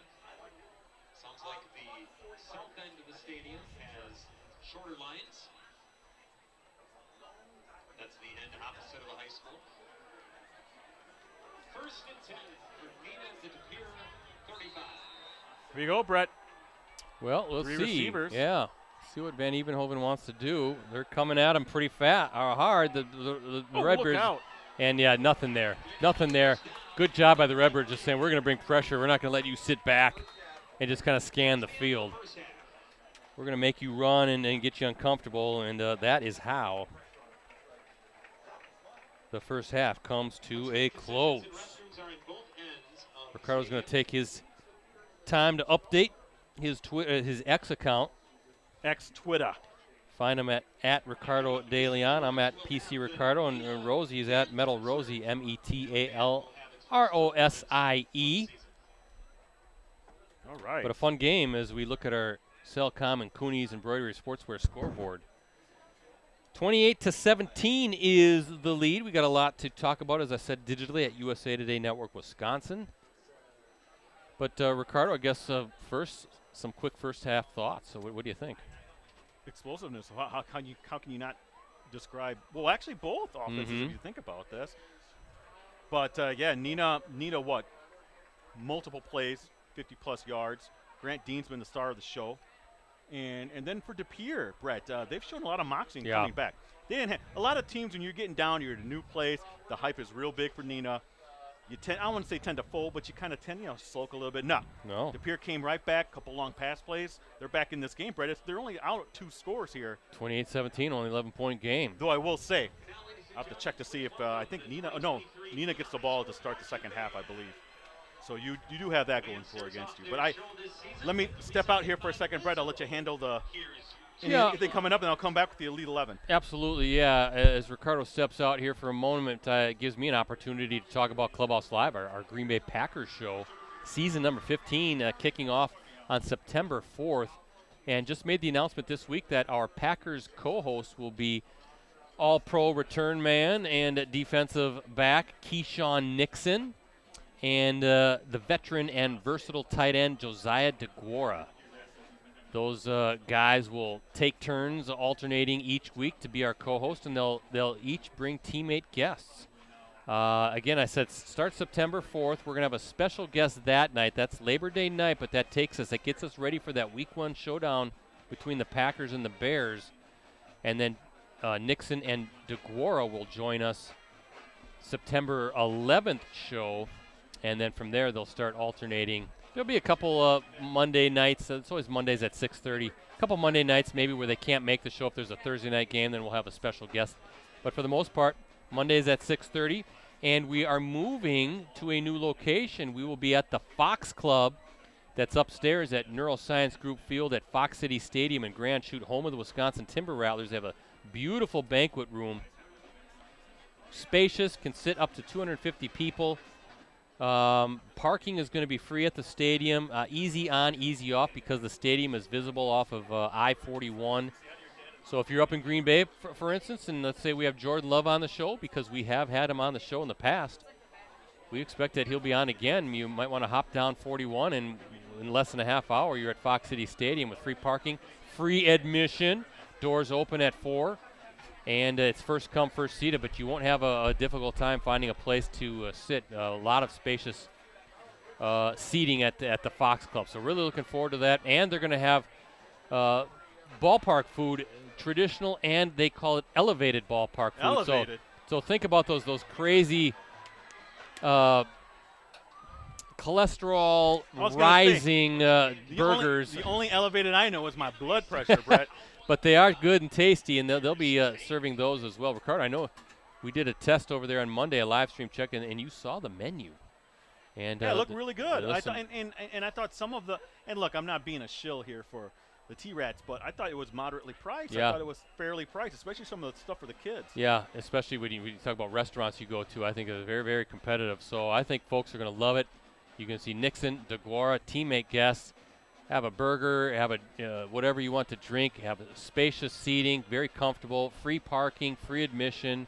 There's an elevator to get upstairs. I mean, I think it's going to be a fantastic setup for us. I'm really looking forward to it. And, again, that's Mondays at 6:30. We'll give away prizes. We have Packers tickets we're going to be giving away again. Miller Lite deck tickets very soon. 3 sets, I've been told.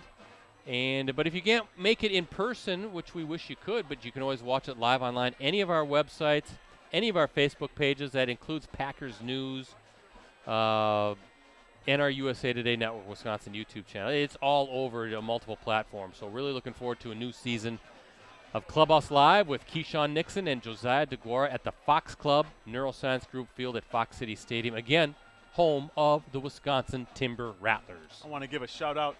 Hey, remember Ken the official? I do. I want to give a shout out to him and his family. His son was here. Okay. He came up here. I said hi to him. He's a freshman now over here at Neenah, Brett. Okay. Talking about he was here the whole day. Oh, was he? Orientation, all that kind of stuff, kind of showing the kids all around. Obviously, he's a freshman, but everyone, this is a new high school for everybody. So yeah, man, they're all excited here. I mean, this is it's palpable. And I know they had it open for the public a couple days ago, Brett. You can just sense like I said, you come in here, you can smell the paint's new. Everything is really just at a fever pitch in terms of people excited for this brand new high school. It's not just orientation for the freshmen. Yeah, this is a weird year where the seniors, the upperclassmen, it's orientation for them too. They got to get used to the new surroundings. Well, so I wanted to send some love out to them, and his son, who he's already as tall as me, Brett. I remember he was knee high to a chicken. Now he's my height. So these kids that grow up so fast. Brett, I wanted to take some time out if I can do my Elite 11. Yeah. Rosie worked so hard to put these together. Well, first of all, what is the Elite 11? Elite 11, it is the online digital showcase. I want to say it's preseason. This is early season showcase of the top senior players to watch. It's in the Fox Valley. We're talking up to the Green Bay area and down to the Appleton area. Rosie did a great job putting it all together. He just got the video done. We're going to debut it, I want to say tomorrow morning, but it'll be over the next couple days, hopefully tomorrow morning. Well, can you release the names tonight? Yes, I'm going to do that right now. You're not going to make folks wait. No, I'm not. You can go watch it because, believe me, the video is high production from my man Rosie. The kids had a great time coming in, doing the green screen captures like that. A digital showcase. You just have to check it out if you can, please. Postcrescent.com. And for the folks over in Green Bay, we do have a couple of Green Bay area kids on there. Good. As I will rattle off here, greenbaypressgazette.com, right? Yep. Did I see that right? greenbaypressgazette.com. Correct, yeah. So here's the Elite 11. Everyone's been waiting to hear from him. Here he is. From Xavier, Tyler Brightman. Yep. From Kokona, Finley Dorio. By the way, Brightman had 8 picks last year, Brett. 8 interceptions. Very good for player. That Xavier and defensive Dorio back. is too. Finley Dorio, one of the top quarterbacks in the area, one of the top quarterbacks in the state. For Kokona, West De Pere folks should be familiar with Finley Dorio. Sam McGivern, Kimberly, one of the top defensive ends. Going to Yale, Brett. I think you got to be pretty smart to go to Yale. Kind of. I hear. Yeah. Menasha, Cole Calkins, we'll see him next week. Menasha, always one of the top Division III teams in the state. Here's one. First kid we've ever had from Clintonville, Brett. Yeah. Cade Rosenau. Talk about him a little bit. Yeah, 32 touchdown passes, one of the league, one of the state leaders in that respect. 2,300 yards passing. Was an all-state honorable mention for the Wisconsin Football Coaches Association, ranked number 14 among senior quarterbacks too. So this kid's legit. He's 6'5", 190, big kid. Wow. And might I add, he has a very nice mustache. By the way, working on that. It really has benefited Clintonville to get out of the Northeastern Conference, right? And Northwoods, I want to say. More of their, I think size, and I just think it just matches well, and they're really reaping the benefits of that conference move. Well, here's a kid that everyone, if you're a Neenah fan, should know, Luke Keller. Yep. He is on the team, tight end fullback, returning Fox Valley Association all-first team tight end fullback. Miles Silas, Hortonville linebacker, 6'4". See him tomorrow night. This kid, Brett, he was hurt a little bit last year, but he has all the dimensions you want as a big-time Division I college recruit. Minnesota, Kansas, Iowa, Nebraska, Iowa State, all of them have offered him scholarships to play at their respective But he was schools. banged up last year, right? He was a little bit. He's a linebacker, good kid, 6'4", 240. Expecting big things from him this year in that Hortonville defense. This one here, Brett, this next kid, Ethan Matthew from Winneconne. His dad's an assistant coach with UWO. Okay. I think he's the running backs coach for UW Oshkosh. He's a running back from Winneconne. Ran for nearly over 800 yards, 10 touchdowns. So he was a first-team pick in the East Central Conference on offense, a first-team pick on defense, had 5 picks as well. So he'll be playing safety this season. One of the top running backs, by the way, by WisSports.net. Duke Chevald. We were talking about him earlier. Chevald, West De Pere. Good kid, came in, and I had a good time talking to him about what they're expecting from that conference. He plays in that FRCC North. So he had 24 touchdowns last year, Brett. West De Pere leading them all the way to that state championship game. Landon Gauthier, Bayport linebacker. Now, Landon, unfortunately, is hurt. I think he has a broken rib or something, and I remember talking to him. He said he was hopefully going to be back within the first couple games of the season. But right now, he is out.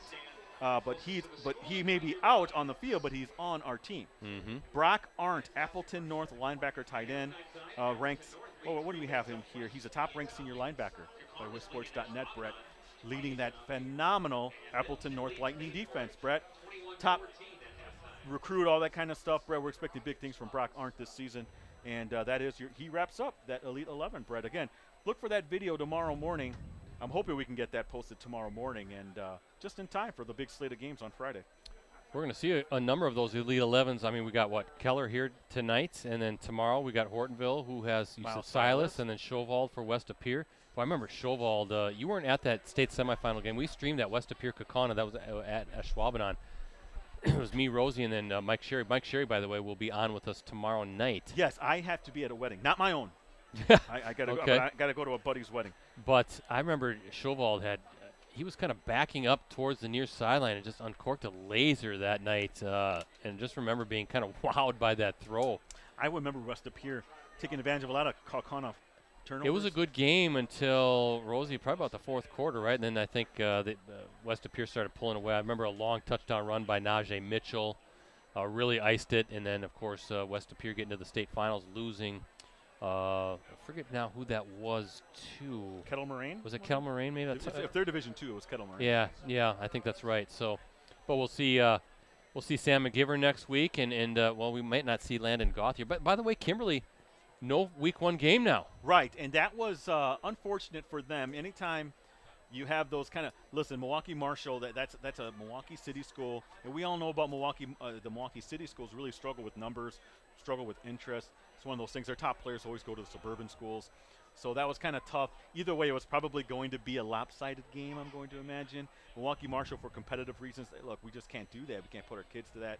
I understand it. Goes down as a canceled game, so their big matchup with Bayport next week is Week 1 or Week 1 in Week 2 for Kimberly, Brett. How do you think that'll affect the paper makers? You kind of want to have at least a game under your belt, right, before you got to play Bayport right out of the chute. Well, we're going to find out, aren't we? Yeah, we'll be there next Thursday night at Papermaker Stadium. Hey, check out Luke Kreitzer, 4 touchdown passes for Appleton North tonight against Green Bay Southwest. Another Brett. quarterback with experience coming back, and that's going to be the key for Appleton North, right? They're going to have a really good defense again. I mean, last year's defense was phenomenal, but they just couldn't maybe quite get that offense at the same level. Now we'll see maybe with another year back with Kreitzer. I imagine Jack Robinson's probably back at running back. He is. And some of those guys maybe can kind of elevate that offense. If you do that, with that defense, watch out. They're going to win some maybe some low-scoring games, but they're going to win a bunch of games, Appleton North. A couple of more things, if I can, Brett. We have our Terrific 10 coming out later this month. Rosie's going to get started on that this week. That's our top volleyball players in the area. They came in real early in the month to come in and do their photo video shoot. Great collection of players that we have there. Volleyball in this area, Brett, some of the best in the state.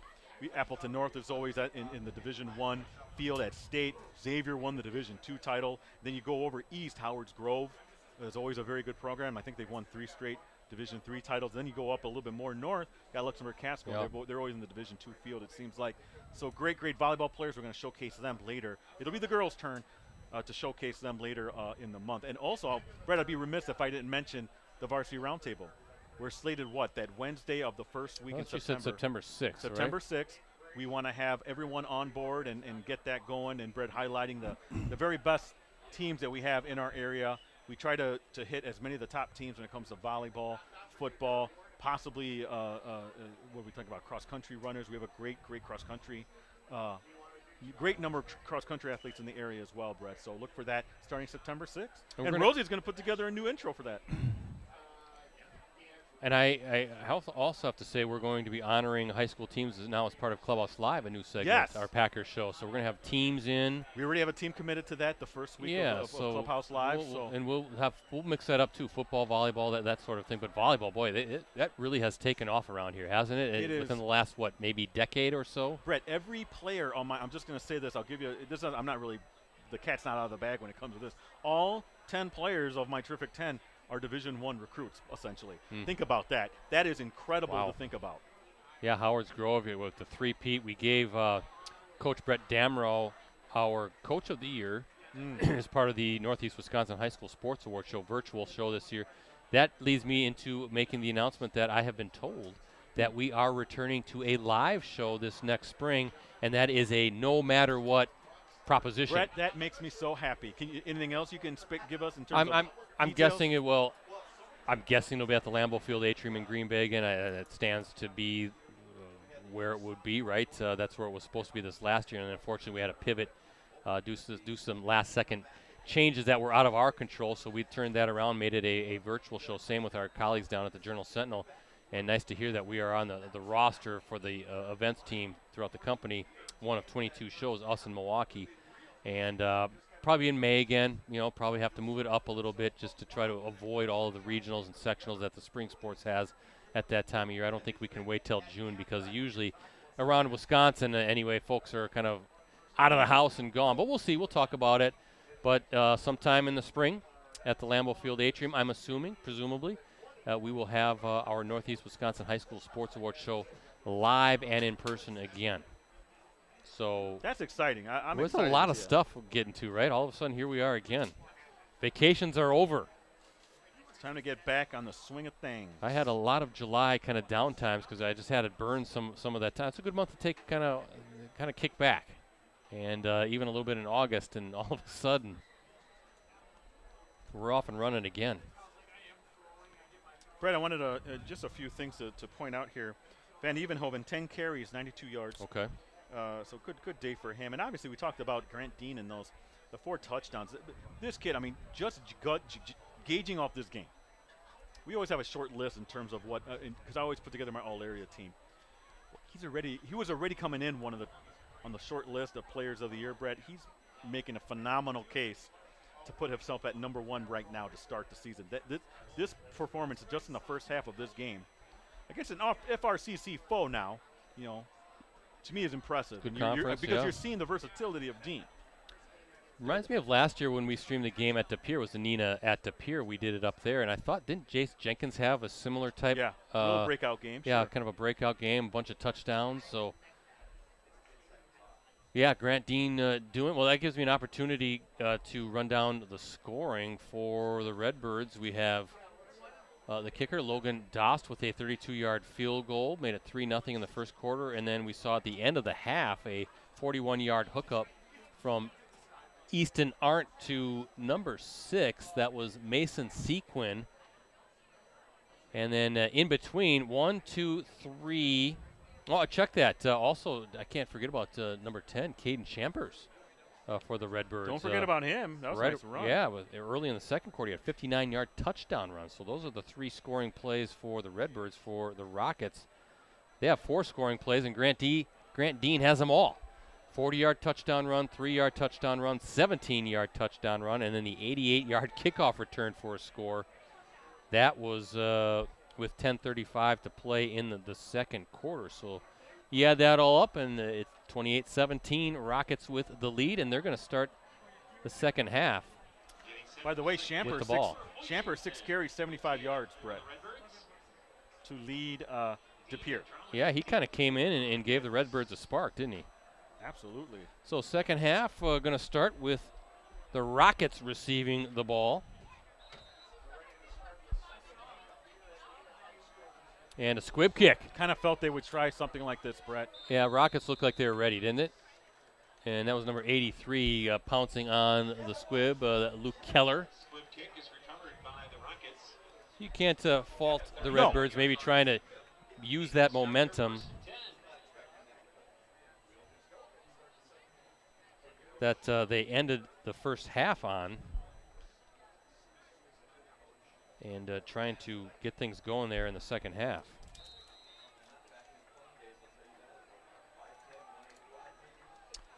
So first down and 10, ball at the 37-yard line. As Evan Van Evenhoven waiting for the snap. And he's just going to tuck it down and look for some running lanes and a big, hard, physical run as he spins his way near the first down marker. Good start for the Rockets here in this third quarter. Yeah, following his lineman there, Brett, very patient, was Van Evenhoven takes it to the 46. Again, thanks to our sponsors. First, Cellcom unlimited data for smartphones is now more affordable than ever at Cellcom with new unlimited data plan options starting as low as $25 per month per line. No matter how many lines you need, Cellcom has you covered. Visit cellcom.com/unlimited plus for details. Hey, Brett, Van Evenhoven just went over 100 yards on that run. Yeah, Dean kind of getting the high. Oh, boy. Oh, boy. Could this be number 5 for Grant Dean? And no, he's wrestled down, but whoa. Carson Kulo, number 21, the senior, somehow getting his hands on Dean. Ricardo, I thought that was going to be another touchdown run the way he took off. Brett, I agree with you. 39-yard run for Grant Dean. He's really showing everything that he has in that toolbox, Brett.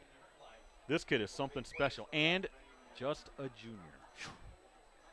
Also want to thank Cooney's Embroidery and Sportswear. They have the skills and experience to customize your apparel and spread the word about your organization. Contact them today, 920-731-0922, or go to send them an email, Cooney's, COONEYS 0922 at sbcglobal.net.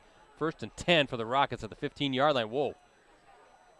Good block by Dean. It looked like a little bit of a corner blitz maybe coming in. Number 22, Mason Krieger. That was a linebacker, actually. Thought maybe timed that a little too quick off the snap, but the official was right there. To the 14-yard line. 1 yard gain, second down coming up.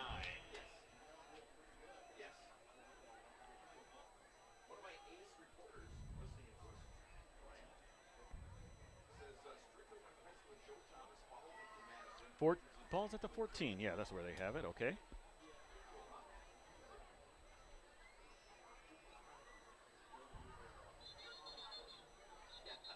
Yeah, it looks like the Rockets have to burn a timeout. A little late getting that play in.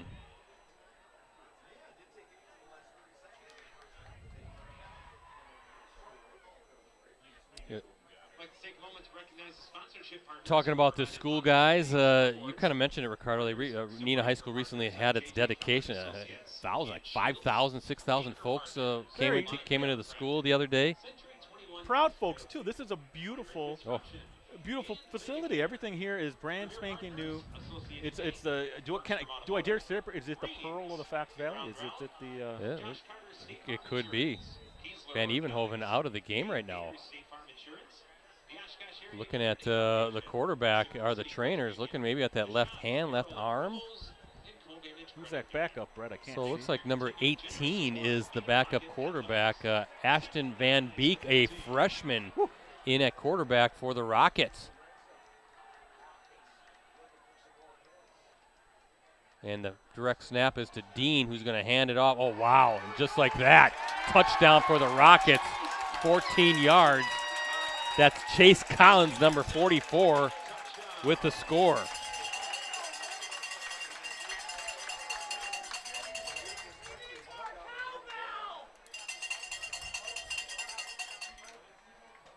What did I say that was? 14 yards. 14-yard run. Chase Collins.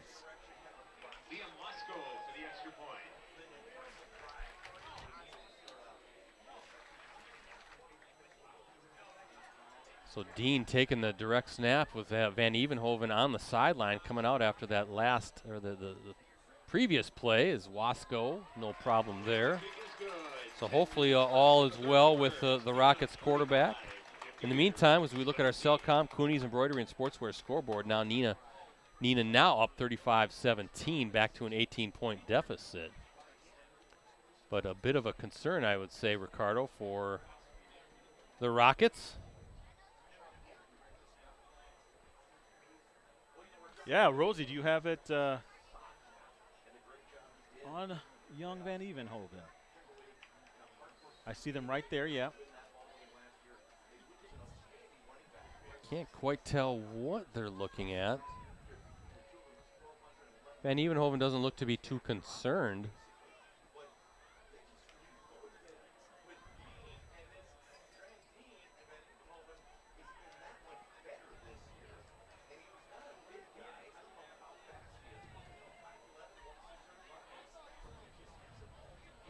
To kick off for the Rockets.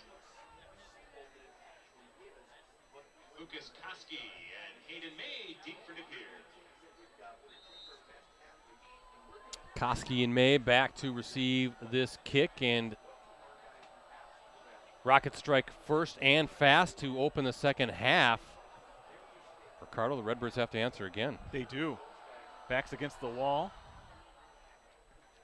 That will be Koski fielding the kick and drop down. I think, was that number 83? Yeah, that's Briones and Keller, the two tight ends, the two senior tight ends, a tandem tackle there. So a long field for the Redbirds.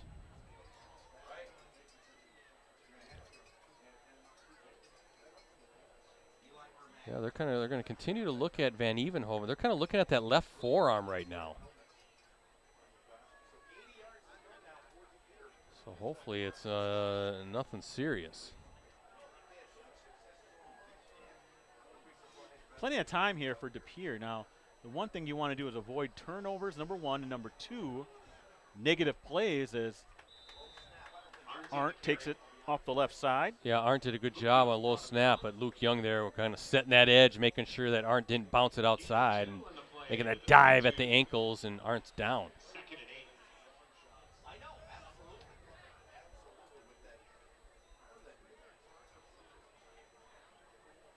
Well, they got a bag of ice kind of on that underside of that forearm for Arndt. Trying to get a visual there. Hopefully he's all right.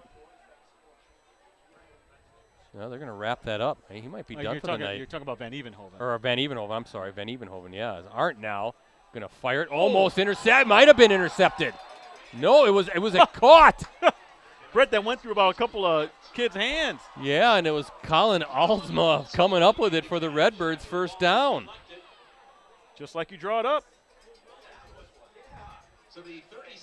Meanwhile, they've got Van Evenhoven's left forearm wrapped in ice right now, and Ricardo, that would seem to indicate, I would think, that his night could be over. Gotta be.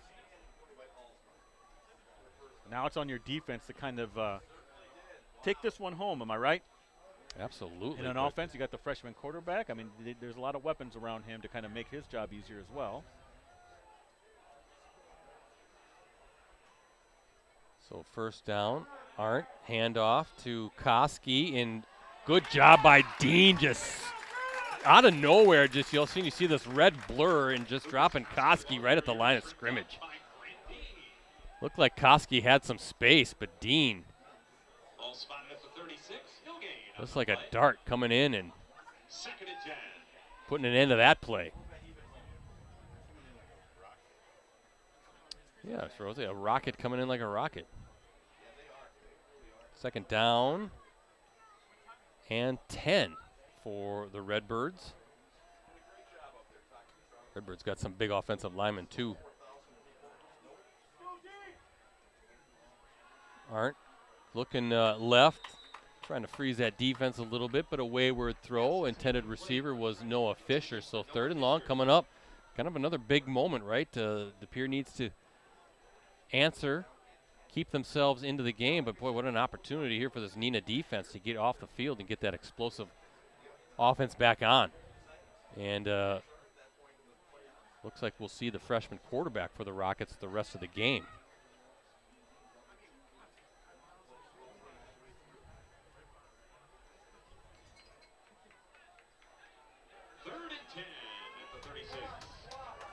Big down here for De Pere. Trying to extend this drive. Rolling to his left, Arndt. Look out, Brett. He's got time. Nobody's open. Finally kind of checks it down, but he got a little mad at himself. I think he probably is able to complete that throw if he doesn't slip, but he was feeling the pressure, and the punt team will come out for the Redbirds. I was going to say, though, this new Neenah High School, 217 acres of land it sits on here in Fox Crossing, and over 400,000 square feet. The old high school now is the new middle school. And we kind of laughed it's going to be the biggest middle school in maybe North America. Right. Certainly the gym, right? The Ron Iverson Fieldhouse. Grant Dean. Oh, is this a fake? And he's open. Look at that play, Ricardo. Arndt to Fisher and caught everybody off guard. Did. That's the beauty of having your quarterback as a punter, Yes. and that was a call you needed, right? I think Ben Strickland's thinking, we're down 35-17. We put that Neenah offense back on the field. It could be ball game. Nope, they're going to play a fake punt and a dart from Arndt to Fisher for the first down. Now in Rocket territory at the 29. Calculated risk there, but But a good one, as it turns out.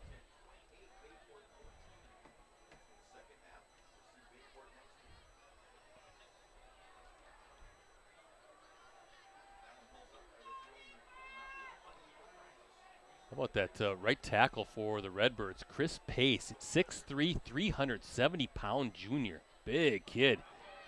Doing a good job of keeping that front side of Arndt clean. ball out to the 27, gain of 2 yards. Also, I see Logan Barker, number 67. He's a 6'2", 275-pound Yeah. junior, so They got some beef. both juniors, too. So if you're Ben Strickland, you like the fact that we got a couple guys on that right side. That'll be back. Koski, nothing. Number 12 there, kind of setting that edge. Will St. Clair, the senior outside linebacker, step nowhere for Koski to go, and then Arndt just, or I should say St. Clair, just wrapping up. No gain on that. Oh, they're calling it a loss of 3rd and 9. Yeah. 4-down territory, obviously, for the Redbirds here. Down 35-17. Clock continuing to run here in this the third quarter at the new Neenah High School.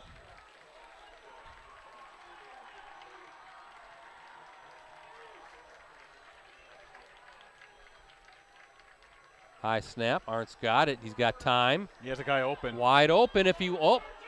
Back of the end zone. A little too far.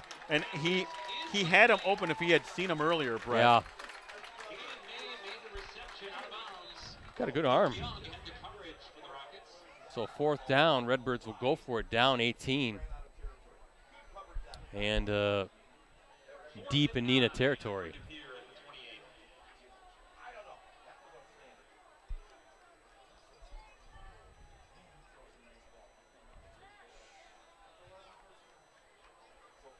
For the 9, big play here by De Pere. Trying to stay in this game, Brett. Trying to get it down to a 2-score game. Little rumbling going on here, Brett, by the Neenah faithful. Little shaky on the camera. Arndt kind of flipping that ball in his hands. Arndt on the run, going to Got loft him one wide again. open. Wide open. Wow. Colin Alsma from the 28-yard score. How about that for an answer? Brett, I saw the defensive backs talking to each other there. I think there was a breakdown on who was supposed to have him. Immediately after Alsma caught that, you saw them talking to each other, the defensive backs. You're going to see that in the first week, Brett, those kind of breakdowns due to lack of communication. But for De Pere, Brett, exactly what they needed, an extra point away from making this an 11-point game. Boy, another answer for the Redbirds, and impressive as Dost with the PAT. 6 minutes left in the third quarter. It's Neenah 35, De Pere 24. How about that throw from Arndt?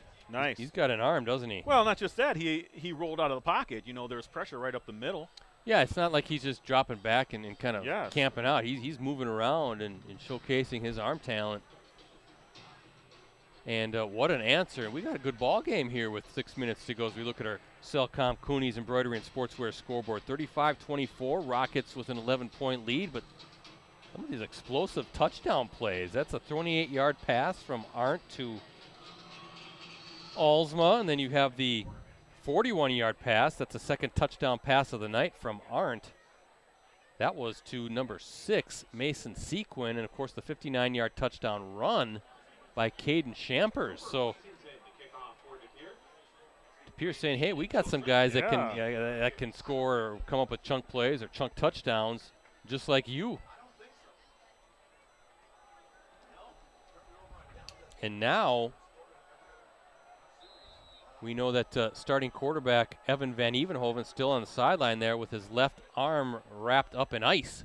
This is obvious. You're right, Brett. This is a bit of a concern for Neenah, as Keller, I think, takes it past the 35. That was actually Briones. Oh, Briones, yes. Yeah. So now you're gonna trot out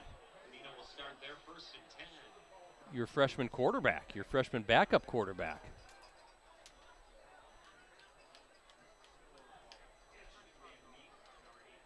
Yeah, number 18 is coming in again. Ashton Van Beek, the senior quarterback, coming in for the Rockets. So how about you playing middle school football last year, and now you're playing varsity FBA as a quarterback the next season. So let's see how he does. Hand off to Dean. Ooh, stood up. That's number 24, Derek Bunkelman, the senior linebacker, getting in on Dean.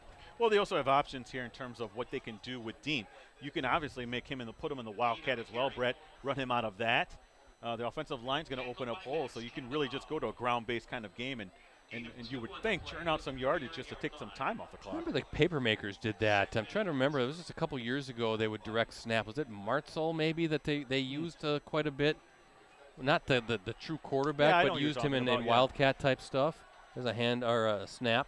Van Beek hands off to Dean again. So a big third down now. This time for the Rockets offense.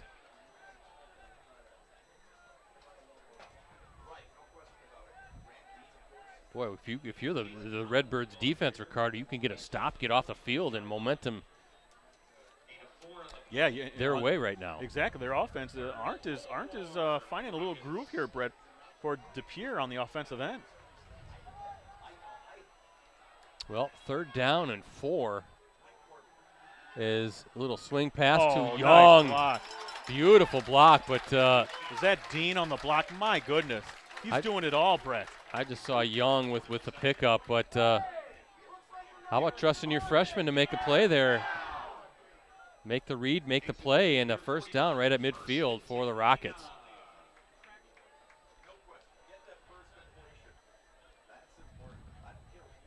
That's where the strength of your team around your freshman quarterback really helps, Brett. Got to give him, got to make him feel pretty good too, right? Okay, there's a direct snap as Van Beek's actually the lead blocker there on that play as Dean inside the 45. Clock continuing to run here in this 3rd quarter. Balls to the 43. 6-yard gain for Dean. To the 43-yard line to gain of 6. 2nd and 4.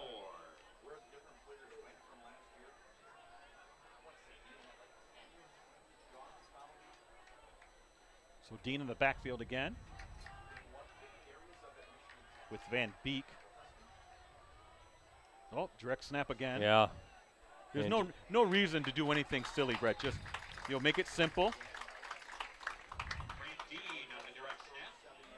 Using that offensive line, right? Exactly. That we talked about. That was a strength coming in. Get the Hogs out there, the big uglies, and then you got, Dean. Just give him the ball as many times as you can. Yeah, and offensively again. Steve Young, the head coach at Neenah, talking to our Jim Oscola, he said, quote, our offense is going to be really good this year. Coach Steve Jorgensen, his offensive mind is second to none. He really understands how defenses work. He makes great adjustments, and he's a great coach, and he gets kids to work hard for him. You have to work hard under Coach Jorgensen. Boy, there's you talk about right there. There's some speed, using some different things, understanding defenses and what you can do. There's Chase Collins, the senior running back. Guys, different things, right? And taking that pressure off of your freshman quarterback. That's what Steve Young is saying about Steve Jorgensen. Hey, this guy knows how to put these chess pieces in a position to attack, and there you see it right there. Big first down, and on the move are the Rockets again, looking for their 6th touchdown of the night. And look at the closed formation here, Brett. Everyone within the hashes. Again, direct snap to Dean, and good tackle by 35. Flag. Yeah, it's going to be a flag. Is that coming back?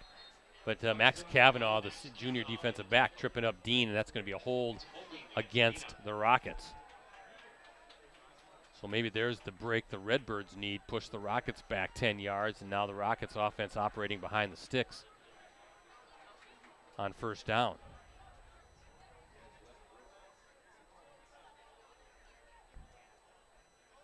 Kind of watching Evan Van Evenhoven walking back and forth. You know he wants to be in this game, right? It's you said a 2-score game, only 11 points, but keeping that left forearm wrapped in ice, the underside of that left forearm. There's Van Beek just going to keep it. You know, I know it's early, but pretty good. You talk about moxie. Pretty good confidence in the young freshman. He doesn't look phased by any of this, does he? That's good coaching there. You know, in front of a huge crowd, you're opening up this brand new school, brand new facility. Tight game here with 2 minutes to play in the third quarter, and he's coming in and doing a good job directing this offense. Hand off to Dean. Plunges inside the 25, down to about the 24. So third and what, about 12 coming up? That's what I have. 4 down territory for the Rockets, I would think.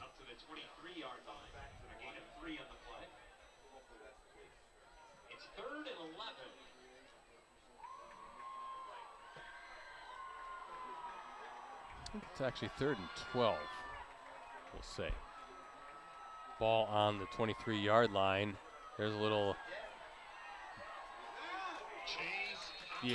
Chase Collins again. He's got some speed, doesn't he? Yeah, kind of around. Big kid.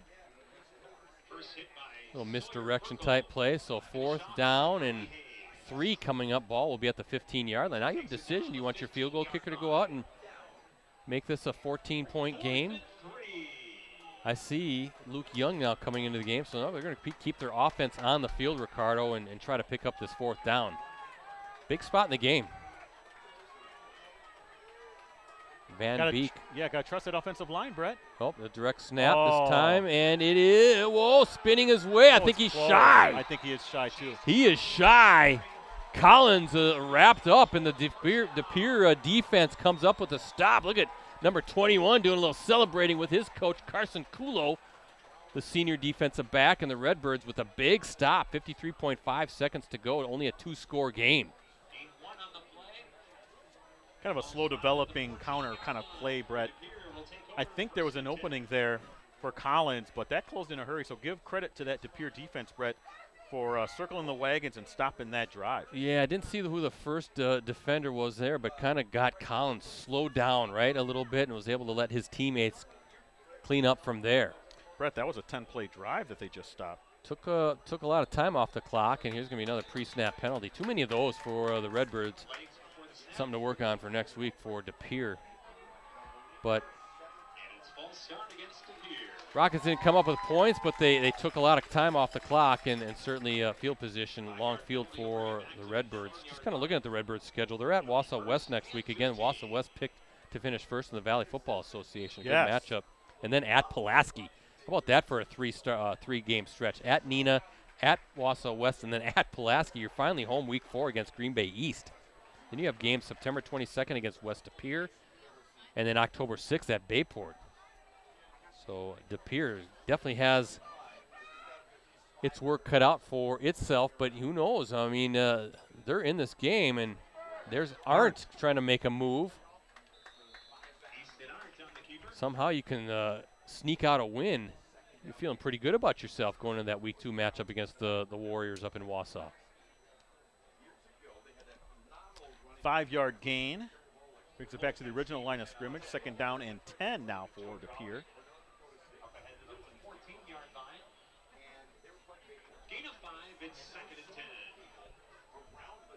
Clock continuing to run. About 20 seconds to go here in this quarter.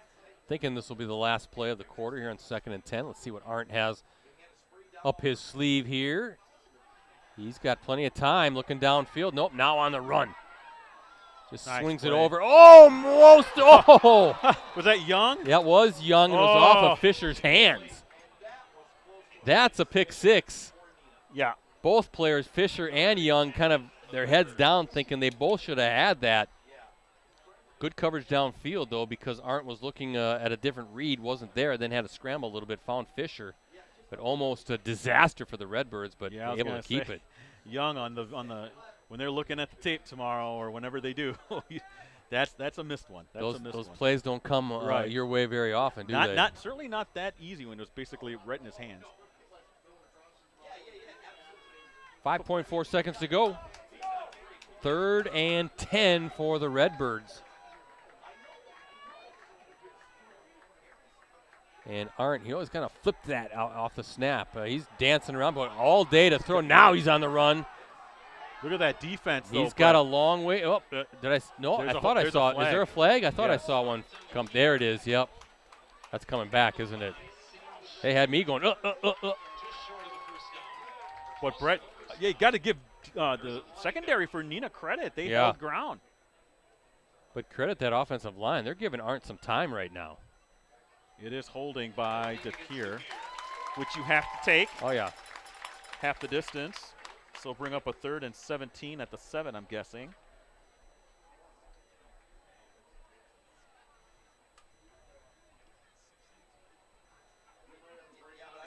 Got to give Arndt some credit, Brett. He's a nice-looking quarterback. I like him, right? He's got some talent. Both these kids tonight playing quarterback, and Annie had Van Beek now, too. He doesn't look, as I said before, too overwhelmed being in the game as a freshman. Officials talking things over here.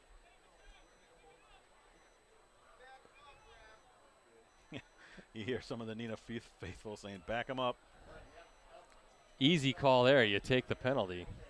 Might be like from the spot foul or whatever, where you're going to mark it back. Trying to sort out, where it happened.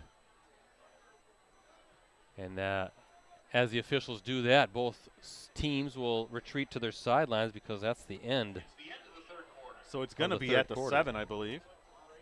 Trivia questions for you tonight. Gives me an opportunity again, folks. Digital subscription to the Post-Crest and the Press Gazette. All of our USA Today Network Wisconsin sites. 6 months for $1. Come on. You got to get it. You got to get in on that, right? You can't even buy a candy bar. $1 for 6 months of unlimited digital access on your desktop, tablet, mobile devices every day. Exclusive subscriber newsletters, full access to national reporting with the USA Today Sports Plus app. The e-edition is part of that. That's a digital replica of the print edition. To learn more details and to sign up, come on, 6 months for $1. We need you to sign up. Please go to any of our websites and then /subscribe. And then, again, we'll be back at it tomorrow night, another varsity game of the week. We're going to be at Aiken Field in Hortonville. The Polar Bears taking on West De Pere tomorrow night. Fun non-conference matchup. Live coverage will kick off at 6:45 p.m. And you can access our previous Game of the Week live streams on our USA Today Network Wisconsin websites. Just go to the sports section and scroll down until you see the Watch Our Varsity Game of the Week Prep live streams link. Brett, the first football coach for Neenah, they just had a trivia question. Reverend Eddie, back in 1896. Not Cousin Eddie. I was going to say, wait, he wasn't your coach, was he? Yeah, easy. I thought maybe we were talking about Cousin Eddie. Clark yes. Griswold's No. cousin, you know? You always find a way to work in the National Lampoon's Christmas Vacation. And a little basketball talk, too. Yeah. Speaking of basketball, I see across the field, as part of the chain gang, former Neenah boys basketball coach Chaz Pronczynski out there helping out. Of course, Chaz played for UW Stevens Point back in the day. Led the Rockets to a state tournament berth. Forget what year that was. Then Scott Bork followed. Nope, that's not him. 3rd and 17 for the Redbirds. What do you do here? And he's going to rainbow it. That's Arndt going deep downfield, and Dean coming in fast. And De Pere wants a flag, Yeah. but I don't think they're going to get it. Colin Alsmo was the intended receiver, but again, you've seen that speed of Grant Dean coming in, and now the Redbirds will have to punt it away. And a lot of good field position, you think, coming up for the Rockets. Dean will be back along with number 20, Joe Drawnick. Again, for those of you just checking in, starting quarterback Evan Van Evenhoven. For the Rockets, yep. Yeah, went out early in the third quarter with an arm injury. The Well, freshman. I see him down there now. Neenah. We're kind of trying to take Oh, snaps. yeah, I It see looks him there like too. his left hand and forearm are wrapped up.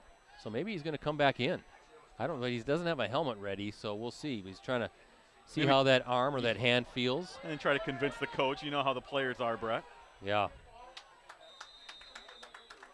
Good field position, as I said, for the Rockets inside the De Pere 40-yard line.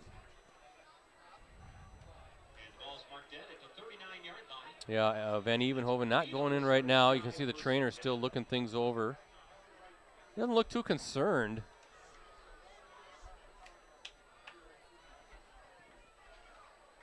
But I'm sure you'll go down at the end of the game, right, and see what's going on with that. Talk to Steve Young. What do you got coming up after tonight's game? A little recap, or? Yeah, I do, and then I'm going to put it as part of the takeaways column that I'll have hopefully for Sunday, and along with the rest of the stuff. Now, I'm off tomorrow, but I'm going to try to get some coaches on the horn and try to update that as much as possible. Kind of a strange first week of football for me. You tell me that the wedding is in the afternoon. You could just quick do it and then kind of cover a game at night? Well, it's more like at 5 o'clock. You got time. Wedding's done at 6. You head hightail over to Well, Hortonville? that Come would on. be great, but I am also help MC the reception afterwards. Ah, Brett, you're always trying to find me to get me back in there. yeah. I do have a private life, you A know. little side hustle for you tomorrow night, huh? A little bit. Dean with the carry. First down and more. Finally, a whole bunch of Redbirds bringing Dean down, but not before he gets himself inside the 30, down to about the 27, we'll say. Seems like a lot of short fields for the Rockets tonight offensively. Yeah, I have these updated rushing totals. 16 carries, 151 yards I have for Dean, Brett.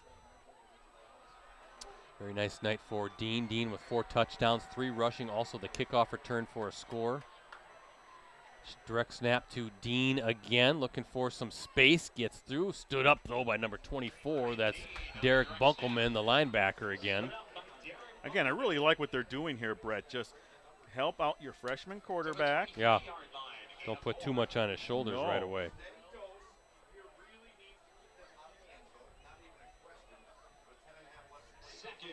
Nearing the 10-minute mark here left in the fourth quarter.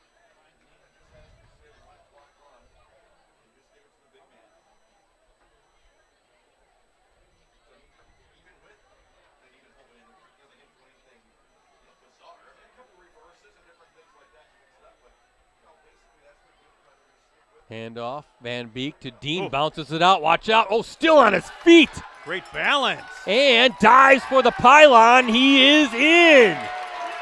23-yard run by Dean, who looked like he was going to be tripped up a couple times, but somehow stays on his feet.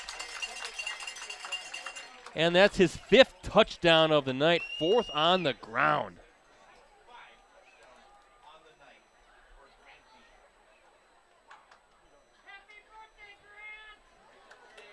And somebody in front of us just yelled happy birthday. Is it Grant Dean's birthday tonight? I'll find out.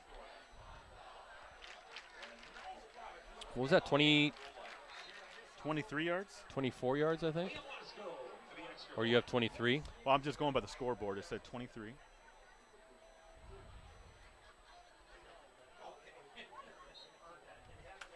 Kick is good. 9:57 left in the fourth quarter. Neenah 42, De Pere 24.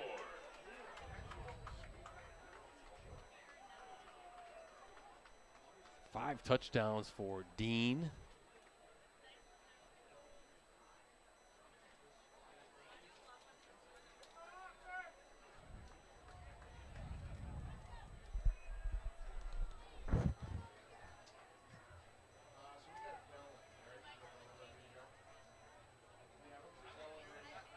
Yeah, Grant Dean.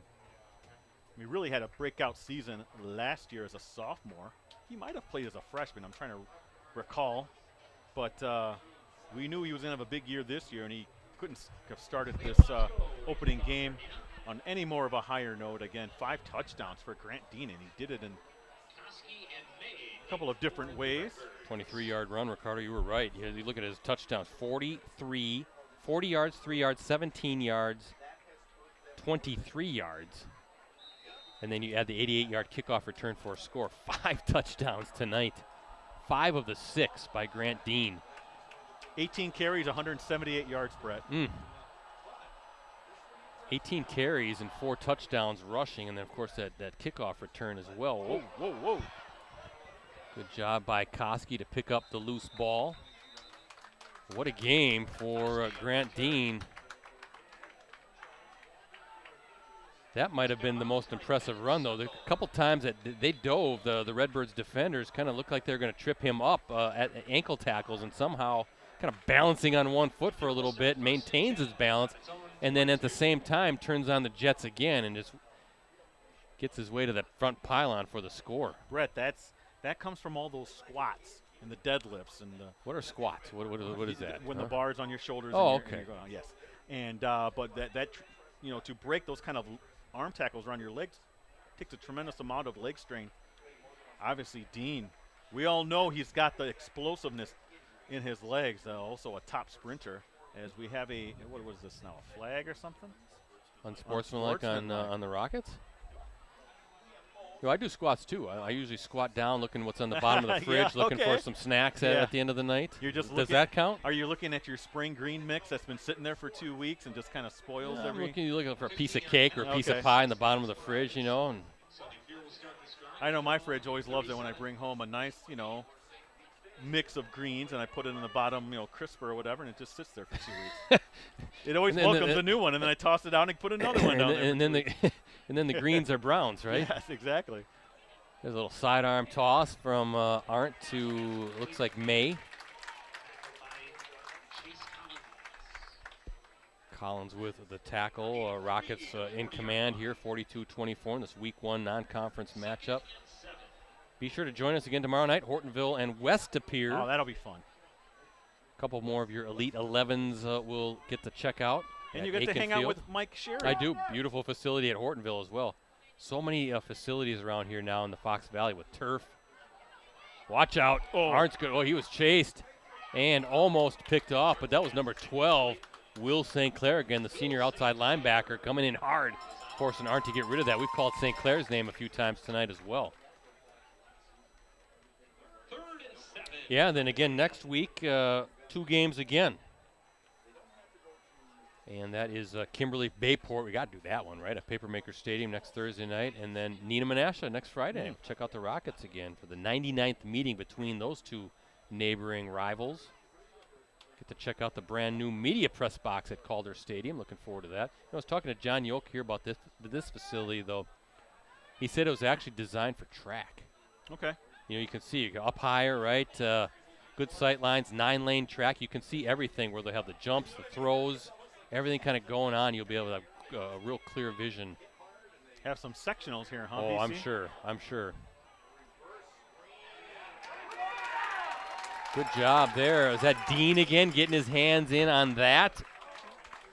Trying to set up a screen to number 6. That's Mason Sequin, but I think Dean got his arm in on there and tripped up Sequin. So you're talking about this new facility here, Brett, and then Fond du Lac as well. The FVA has really lifted, really upped its game when it comes to the facilities. Obviously, we know about Cocon and all they got in Kimberly. Appleton North. Yes, Appleton North, and then even East and West. East and West both have turf fields. I was just at Appleton West, do a story on Dominic Thompson and the Terrors. Well, then Oshkosh West and North get to play at a college stadium at Titan Stadium. That's a fantastic venue. Hortonville's Aiken Field is very nice. Yep. Boy, all day for Arndt. Going to loft it up, no, and whoa, it's caught! And Dean thought he had it knocked away, but how about Sequin with the concentration to come down with that ball? That's a couple nice plays that he's made. Dean timed that well, too. I think he thought he knocked it away, but how about, again, Sequin behind where the play was being made, just keeping his eyes on the ball, coming down with it. And what an arm, again, by Arndt. I don't know how many passing yards Arndt has tonight. Handoff to Koski. You know, the Rockets are thinking these Redbirds they're not going away. Good fight by De Pere tonight. Yeah, I can add up those passing yards here, BC. Two to the 10-yard line. 2nd and 8. Second down and 8. Clock continuing to run here in this fourth quarter, this inaugural game at brand new Neenah High School. Excuse me.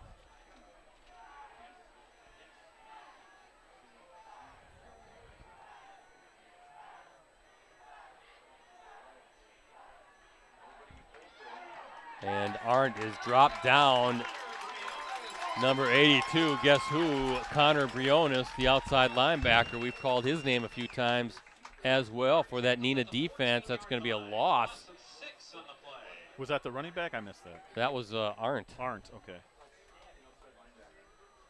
And now 3rd and 12 for De Pere at the 14-yard line.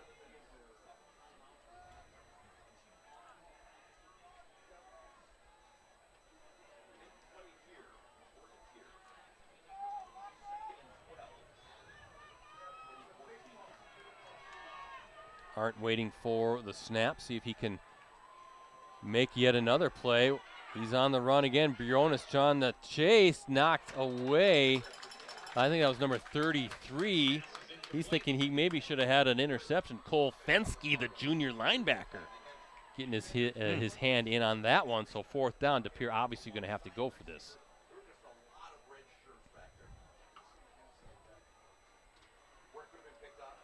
I have him unofficially for 246 yards. Yeah, that sounds about right. Yeah. Sounds about right. Unofficially, of course. That's my UW-Milwaukee math, trying to add up everything. Yeah, this is a timeout gives me an opportunity. I wanted to mention, I mentioned Steve Jorgensen, that Steve Young, the Neenah coach, the head coach, was kind of giving Steve Jorgensen, the assistant coach, now his laurels. Well, Jorgie, as we all know him, right, now an assistant here at Neenah, has been elected into the Wisconsin Football Coaches Association Hall of Fame. Very nice. The enshrinement will take place in April. And as we all know, at least fans around here, but I'm sure statewide fans know, he built powers at Oshkosh North and at Kimberly, right, as their head coach. Also helped elevate Fond du Lac as an assistant. Had, I think, a season as the head coach.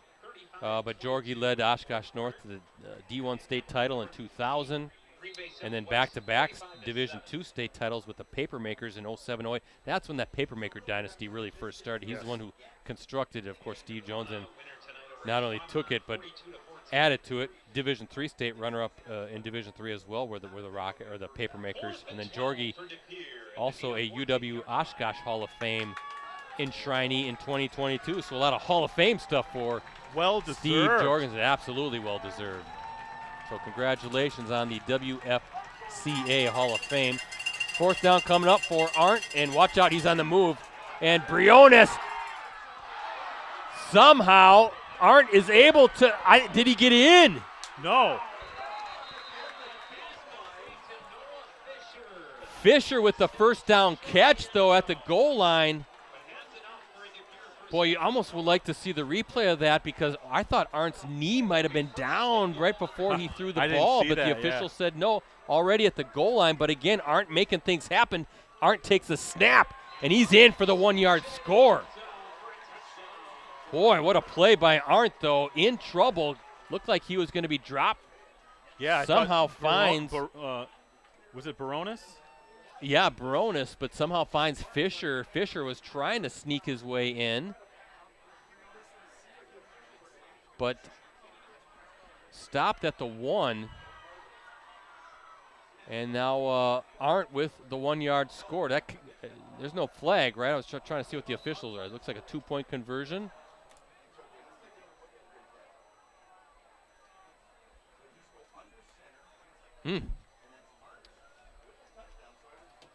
This De Pere team, Ricardo. Yes, giving him a game. It'll be make some noise in the FRCC North as Arndt now going for the 2-point conversion, slings it, and looks like maybe number 20 for the Rockets. Drawnick got his hand in on that. So we'll keep it here at 42-30. Neenah with the lead as we look at our Cellcom, Coonies, Embroidery, and Sportswear scoreboard. 6:17 still to play. There's a lot of game left in halfway through this fourth quarter. We provide consulting and services that keep highways, job sites, and workplaces safe, so employees return to those who love them. J.J. Keller is a heavy hitter to the community, and one of the largest employers in Northeast Wisconsin. Keeping people safe is work that matters, and you matter to us. What's your game plan for the future? J.J. Keller and Associates is a... Hey, sports fans, USA Today Sports Plus is the sports app that puts the fans first. Get the latest scores, stats, and standings, and enjoy interactive experiences with our award-winning sports writers. Download USA Today Sports Plus from the Apple or Google Play stores today. USA Today Sports Plus, fan harder. Cooper Hoisington will tee it up for De Pere. What do you do if you're De Pere? Try to squib it again?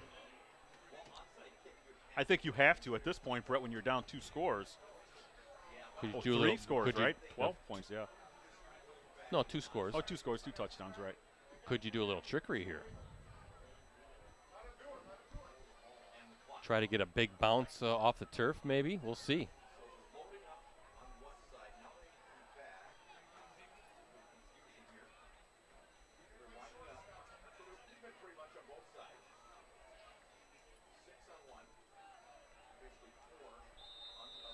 So see what De Pere has in mind. It It is. is an onside kick, trying to get that last bounce. Oh, it's touched by Yeah. Neenah player. But I don't, Oh, the De Pere is saying they got it. yeah, it was touched by Neenah player who reached for it, Brett, before it went 10 yards. Exactly, didn't have to, did he? No. And let's see, the Redbirds have it. They got it on the onside. Yeah, and that's a little bit of a mental breakdown if you're Neenah. The ball hadn't gone 10 yards, Brett. No, it didn't. So you got to know when you're lined up right there, right? You got to wait for that ball to come to you.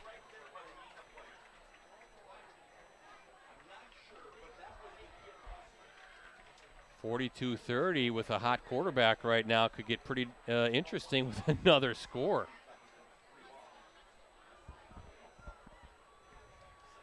Again, plenty of things to work on if you're the Rockets in this game, if they do happen to hang on to the win. That's a big if right now. If, you're right. 6:17 left. A ton of time, both teams with A hot quarterback right now. Yeah, 2 timeouts remaining. An offensive line that's giving him time to throw.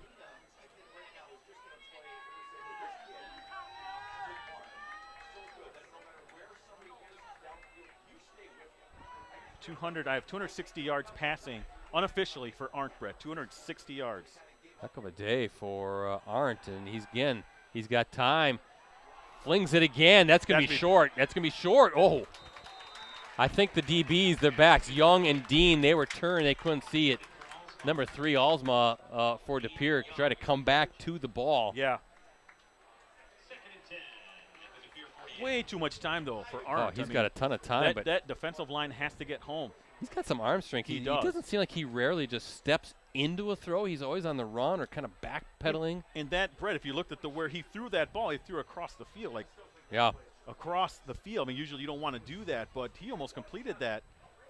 Again, another long pass down the field, and if you're Neenah right now, I'm thinking that they're probably gassed a little bit. You know, you've been on the field this long, running around, quarterback who can scramble. I feel like a screenplay right now might catch the Rockets off guard defensively. Let's see what- Offensive coordinator Brett Christopherson. Yeah, right. Arndt looking again. He's got a ton Yeah, of look at time, this. Can't and do he's going to go this. deep downfield again. And oh, He had him, Brett.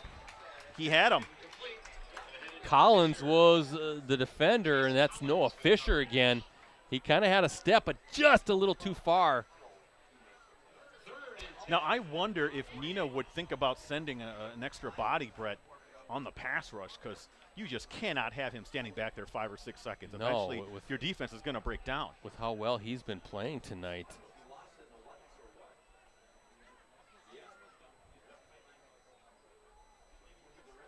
Third and 10. The ball still at the 48 near midfield. Arndt with a couple touchdown passes and a 1-yard touchdown run, but 3rd and 10. And Ricardo, if they don't get it, I think you punt it away, right? Or do you think you go for this? Well, we'll see. Arndt. Oh, there's a flag, Brett. Look at that nice play. That's number 4. Wow. Shear. Finally, the defensive line gets home. Yeah, Sam Shear, 6'1", 230-pound senior. And a flag has got to be against De Pere, right? So you decline that if you're the Rock. Now you got to punt it away. Now you do. For sure.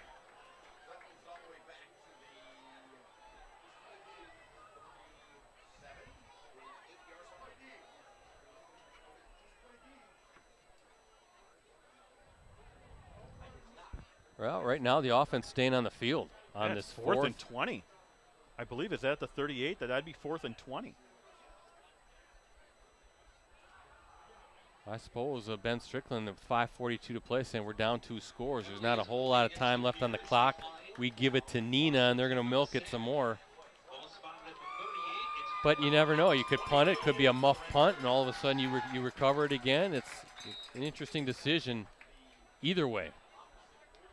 So, yeah, 4th and 20, as you said, Ricardo, ball on the De Pere 38 after that sack by Sam Shear. But we do know that Arndt is the punter, isn't he? He is, so you're right. Could be one of those quick punt things. But with 5:42 left, yeah, they're bringing out the traditional offense here unless they break back into a close formation.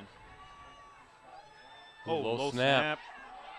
Arndt's on the run again, trying to create some space. Again, a tough throw, slings it, and against the sideline, he got it. That's Noah Fisher. What a throw that was.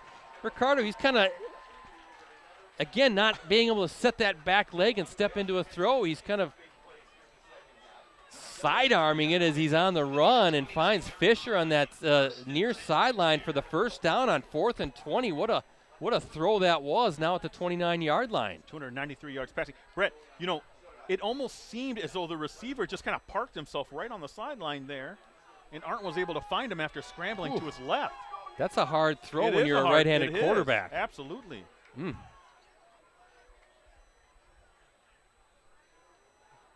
Watch out. He's going to get hit again as he lofts it deep downfield. Almost. That's Young knocking it away from number 3, Colin Alsma again. Yeah, and Arndt took a hit there. And some of the players from De Pere like, why not a flag? They felt that was maybe a late hit. 2nd down and 10 from the 29. Ricardo, I'm going to go tick off the De Pere offensive line. So we got 79. Hold on a second. Yep. 60. Yep. 70. Okay. 67. Okay. And 78. All right. Along with 88. All right, let's take a look at them. Because those guys are blocking their tails off, too. Yeah, Kevin Rafferty, a junior. Logan Barker, another junior. Eli Robinson, another junior, Brett. That's 4 juniors with Chris Pace. And a senior, Cole Watermelon. And then Lucas Ladwig is the tight end. He's a senior.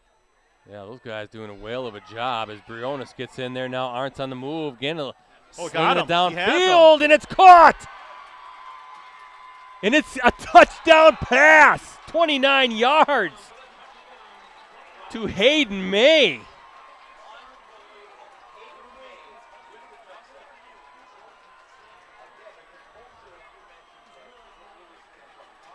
Is wow. That his 4th touchdown or 3rd touchdown? 3rd. But one he has rushing too, I believe. I mean, what a throw and then a tough catch along that sideline there. And we're down to a 1-score game. Brett, unofficially 322 yards passing for Arndt. And the kick is good. And Dost with the PAT. 42, De Pere 37.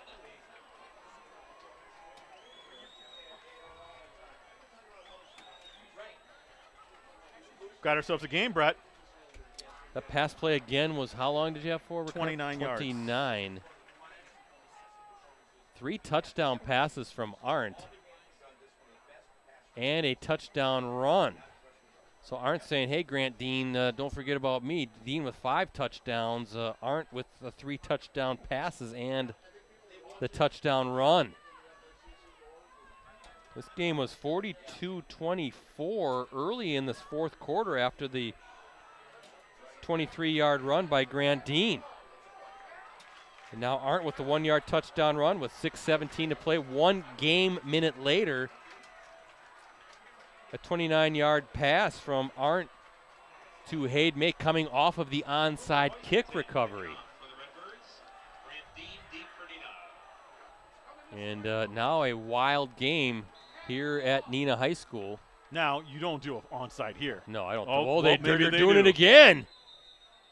Maybe you're going Flag. to say offsides. Yes.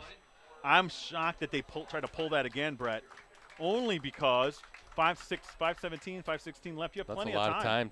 2 timeouts to play with. And you're still. down 1 score.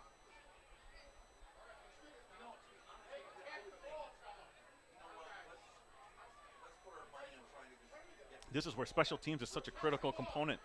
You know, do you have your hands team out there?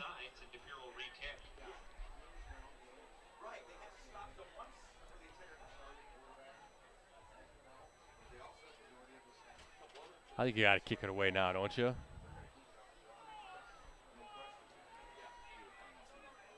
Unless they're going to hope that the turf can create another goofy bounce. Grant Dean is back to receive just in case they do kick it away, but we'll see. This looks like an onside kick, Brett. It does. And De Pere going to try it again. The onside takes a bounce. Oh, boy, it's loose. It's loose. And the They're on Rockets it. got it. Wow.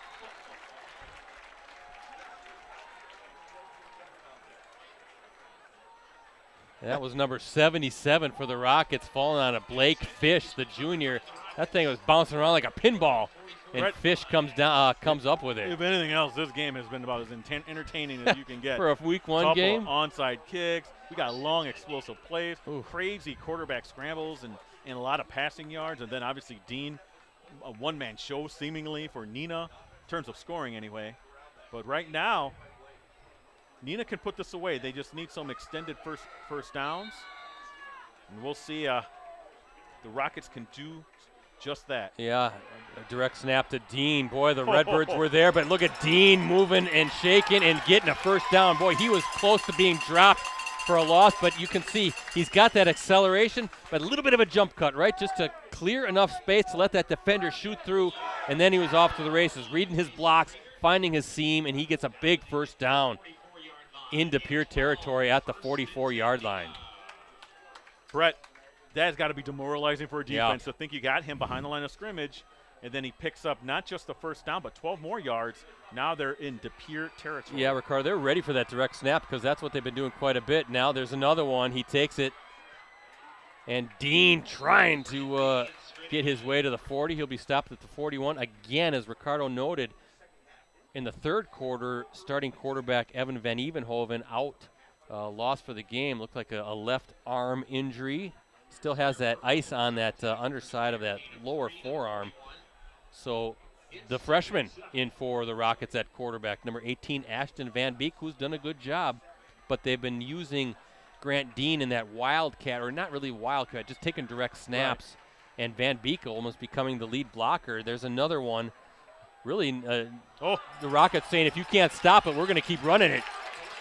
And Dean, yeah, that might be a personal foul on top of that. That was probably a late hit out of bounds or dragged down out of bounds.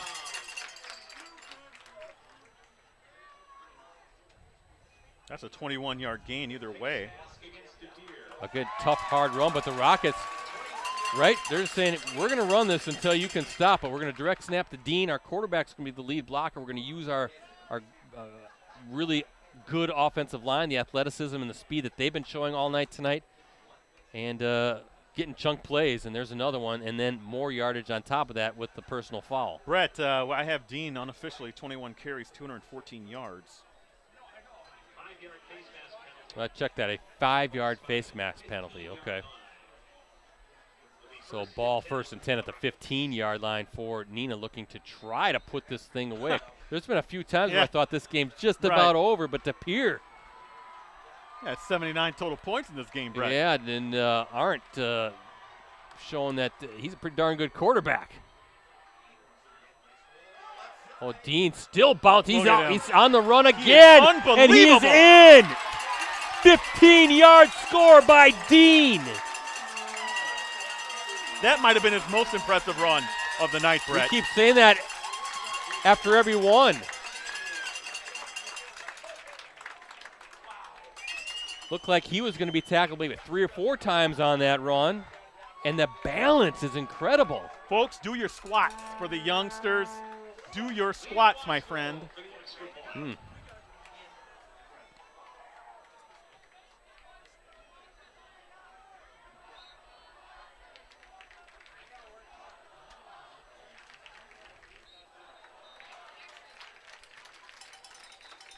I Is think that his sixth? well, no. Well, yeah, 6 touchdown, 5 touchdown runs. But we'll see what's going on here on this extra point. I saw a flag fly. 11-point game right now, so this is a big extra point. Try to get it up to 12. And the Rockets will be pushed back 5 yards on the false start. Yeah, 5 touchdown runs, 43, 17, 23, and now 15, plus the 88-yard kickoff return. So let's see how many yards he has just on touchdowns tonight. Well, on runs, he's up to 229 yards on 22 carries unofficially.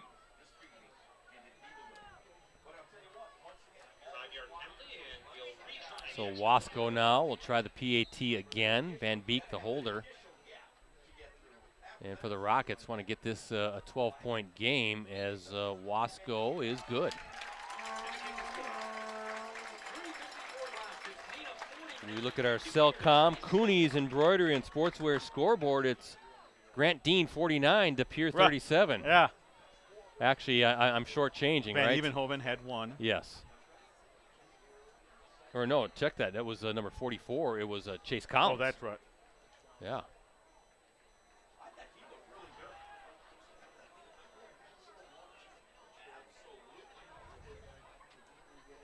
I don't know what I was expecting tonight, but I don't know if I was expecting this. And there's still 3:54 to play. The way this how hot he is right now, this isn't over with yet.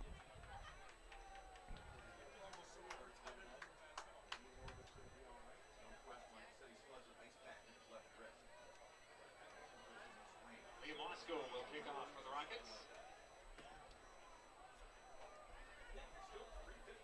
Koski deep for De Pere.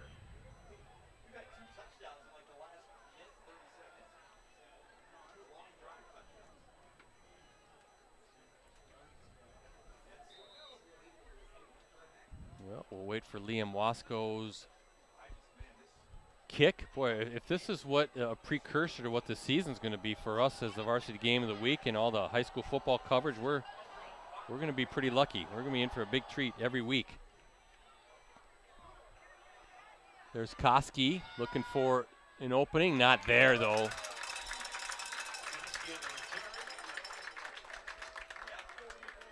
Looks like 33, maybe one of the first ones there for the Rockets. Cole Fensky, maybe number 11, Bennett Stuckel. Cole Fensky there on the tackle. At the 23-yard line, which is going to Well, if you're Easton Arndt, what do you do now? Pass. I mean, he has 322 yards passing thus far tonight. 49-37. Again, looking at that Cellcom Cooney's Embroidery and Sportswear scoreboard.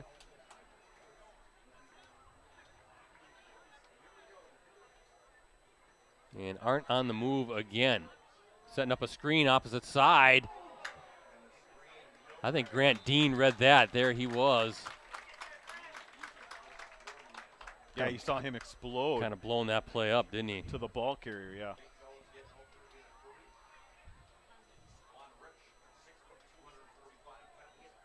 Pass was complete to Fisher. Briones and St. Clair on the tackle. Loss of 3. Second and 13 at the 20.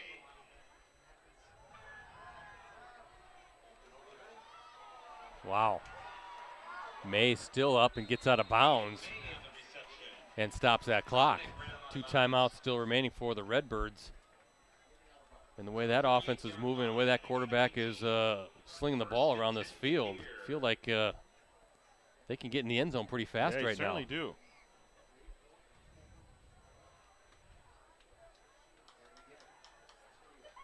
.338 yards passing for Arndt.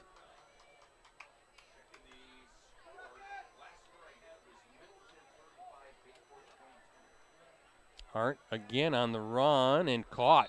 That's a first down by number 6, Mason Sequin. You know, I was reading our colleague Scott Vency down up at the Green Bay Press Gazette. He had a really good, interesting preview about De Pere and talking about with Ben Strickland now being in his second year as a head coach and how much he learned as a first-year head coach and how much actually goes into the off-the-field stuff, right? Trying to keep things organized. I think he feels like he's got a much better handle on things that way and can which probably will help him with the on-the-field stuff as well. But I think maybe I kind of got the gist of when I was reading it and reading his quotes that maybe at times the head was spinning a little bit as a first-year head coach, trying to kind of get a grasp of things. And I think he's going to be a good head coach. You just see the way the team has responded to time and time again tonight, and how well they play and how hard they play. Wow, sack there. Big time sack. Number 12 for the Rockets, Will St. Clair, the senior linebacker, and the Redbirds got to get to the line of scrimmage quickly. They got to hustle. Clock is continuing to run, and there's still time to make this interesting. Yeah, loss of 12 yards, Brett, all the way back to the 48 near midfield. Clock is ticking away, nearing the 2:15. It's actually nearing the 2-minute mark here in the fourth quarter. But I think De Pere's got a good one in Strickland. You can usually tell based on how a team reacts, trying to set up a screen with Koski. Number 9, though, right there. Aiden Carey, the senior inside linebacker, reading that. I think we're going to get a timeout for the Redbirds.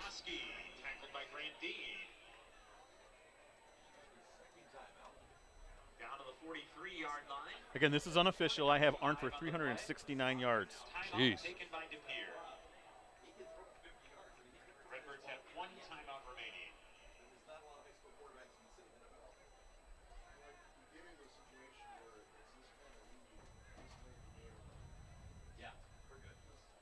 Rosie, we might have to have you, if you have time, highlight those touchdowns by Dean. Maybe make it a separate video. Yeah, or Rosie, something. you got all the time in the world, don't you? Come on. I said if he has time, Brett. Poor Rosie. You don't know what he was doing today. What was he doing Wrestling with the folks with Vimeo to make sure that we could get a stream. What? Come on, Vimeo. I thought we paid top dollar. Now there was something going on with our new account that was kind of locking us from being able to stream to Facebook and YouTube. But thankfully, Rosie worked with the folks there pretty much all day, and had me on pins and needles as we were messaging each other back and forth through Teams and making the drive to Neenah, wondering is this going to go off tonight or not? But it did. And thankfully, we appreciate everybody checking us out tonight. If only people saw what was happening behind the scenes. Brett, you're always on pins and needles. Well, A little bit of a worry wart, but hey, that's I what am. makes you you. I am. Hey, that's what makes the world go all round. We're all different. Look out. Keep Baronis. Yeah, slinging it over and got the pass to that's Sequin again. Is this 4th down now coming up? Smart play, though, Brett. They made it a manageable 4th down. Yeah. What, a 4th down and 8. Yeah, you didn't need 17 yards there. Now get a little chunk play, and like you said, make it 4th and manageable, 4th and 7. The nice thing they do with Arndt, too, they don't just drop him back traditionally in a pocket. They get him out on the run and get him in space, and he's really athletic and he made so many plays. And he has a good rapport with the receivers. Rockets will burn a timeout to get their defense set up. Yeah, he does. But really impressed on the moves, and it's particularly those runs where he's going to the left, where he's got to kind of uncork those throws while twisting his body back. Yeah, it's not a natural position for your body to be in to throw like that. 7 p.m. kickoff, Friday, September 8th, Neenah and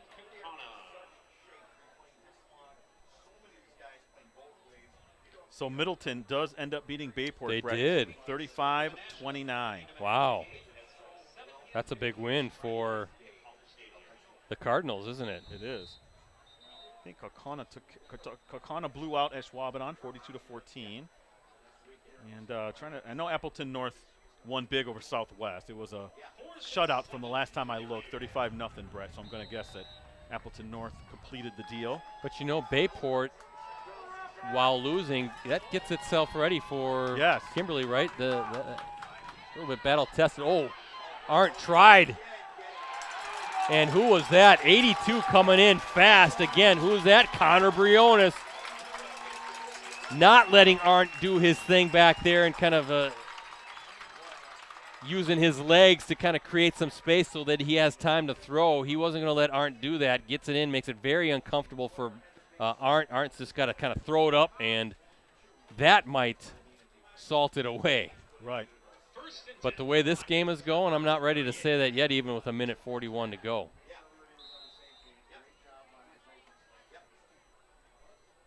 Fantastic opener. Oh, I guess so. Hopefully we have another one tomorrow night. Again, we'll be at Hortonville for Hortonville and West De Pere. Live coverage kicks off at 6:45 p.m. Next week we'll have Kimberly Bayport Thursday night, and Friday night Neenah and Menasha for the 99th meeting of that rivalry. The following week we only have a Thursday game scheduled right now, and that might be the only game that week. Trying to remember, that might be the Fond du Lac Appleton North game. On the tackle. Takes it up to the 40-yard line.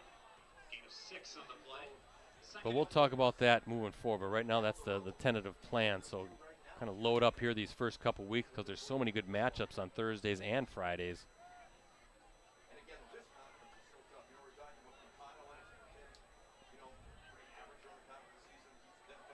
Again, don't forget to check out Dan Powers' photo gallery tonight, postgresson.com, greenbaypressgazette.com. I know he's got a whole bunch of great images. He'll be loading those up as there's Grant Dean with some more hard running for the Rockets. 6 touchdowns for Dean tonight.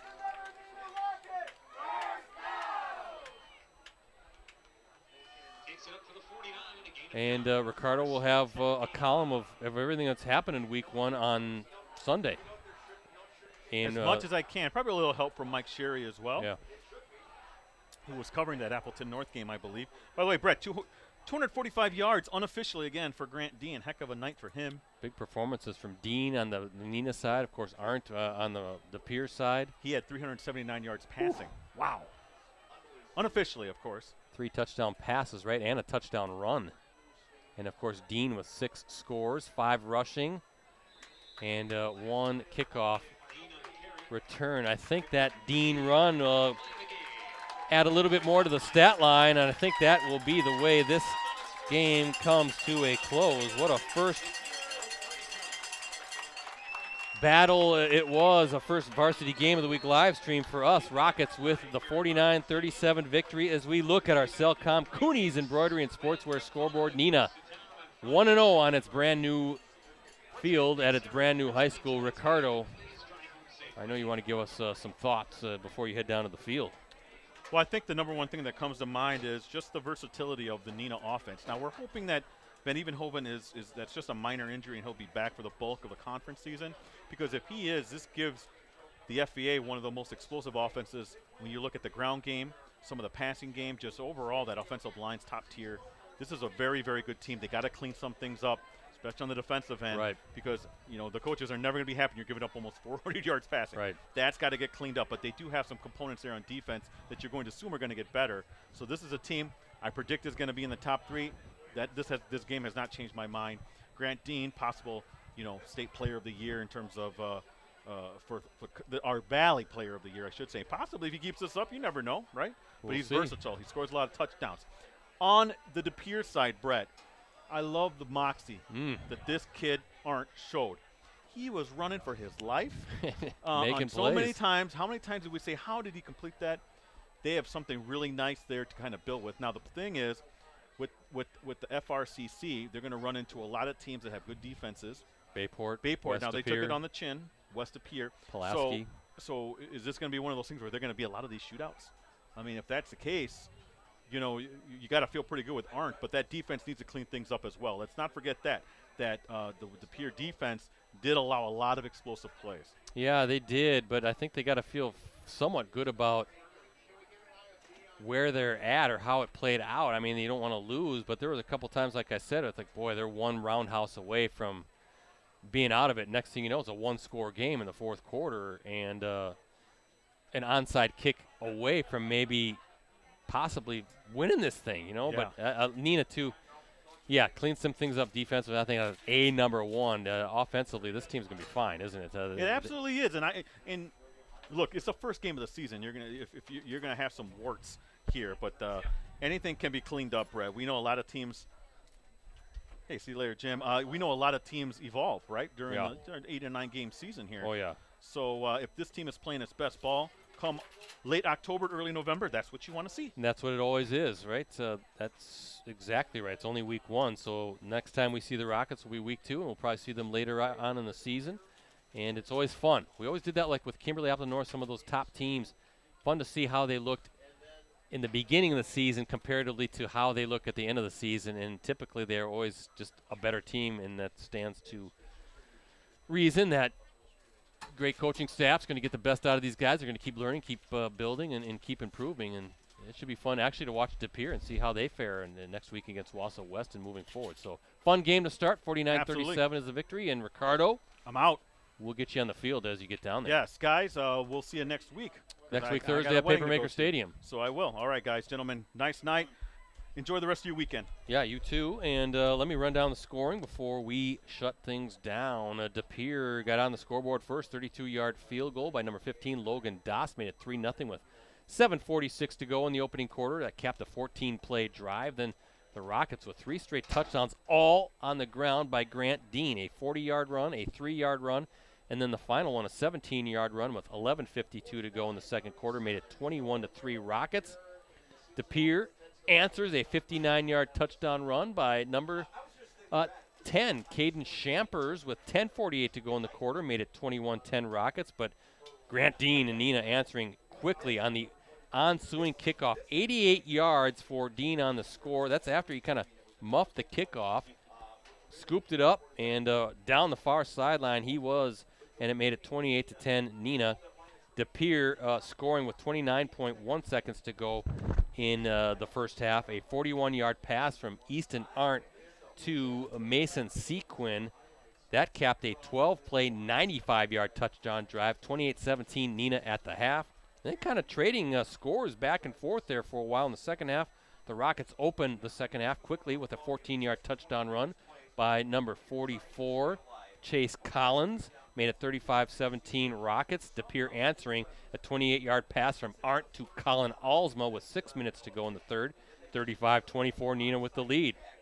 Grant Dean, his 5th touchdown of the night, his 4th rushing. That was scored right away in the fourth quarter, 9:57 to play, a 23-yard run, made it 42-24. Then De Pere with a pair of scores, a 1-yard run by Arndt with 6:17 to play, and 1 minute later, a 29-yard pass from Arndt to number 17, Hayden May. That came after the Redbirds successfully recovered the onside kick. And with 5:17 to play, suddenly it's a 42-37 game. Neenah with the lead, but then the Rockets were able to hold firm from there and salting it away. A 15-yard run, the 5th rushing touchdown of the night by Grant Dean, his 6th overall, a 15-yarder with 3:54 to play, and that capped the scoring, and that's how it ends, 49-37, Neenah with the win. Rockets now 1-0 on the season. They will be next at Menasha next week, Friday night, a game we will live stream, right? Live coverage will kick off at 6:45 p.m. from Calder Stadium. As for the 0-1 Redbirds, they're at Wausau West. That, too, is next Friday. That's a 7 p.m. kickoff for De Pere. Next for us, we're back at it. Busy week for us, so we'll be at Hortonville tomorrow night. Hortonville taking on West De Pere in a non-conference game at Aiken Field. Live coverage kicks off at 6:45 p.m. And again, you can access any of our Game of the Week live streams on our USA Today Network Wisconsin websites. Just go to the sports section and scroll down until you see the Watch Our Varsity Game of the Week Prep live streams link. Once again, a final thank you to our sponsors. Cellcom, unlimited data for smartphones is now more affordable than ever at Cellcom with new unlimited data plan options starting as low as $25 per month per line. No matter how many lines you need, Cellcom has you covered. Visit cellcom.com/unlimitedplus for details.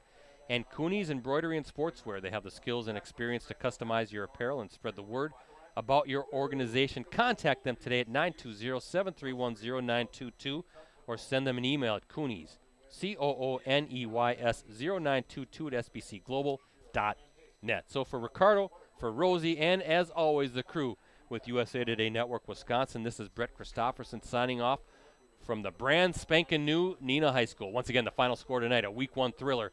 The Rockets hold off the Redbirds 49-37. Thanks for watching, everybody.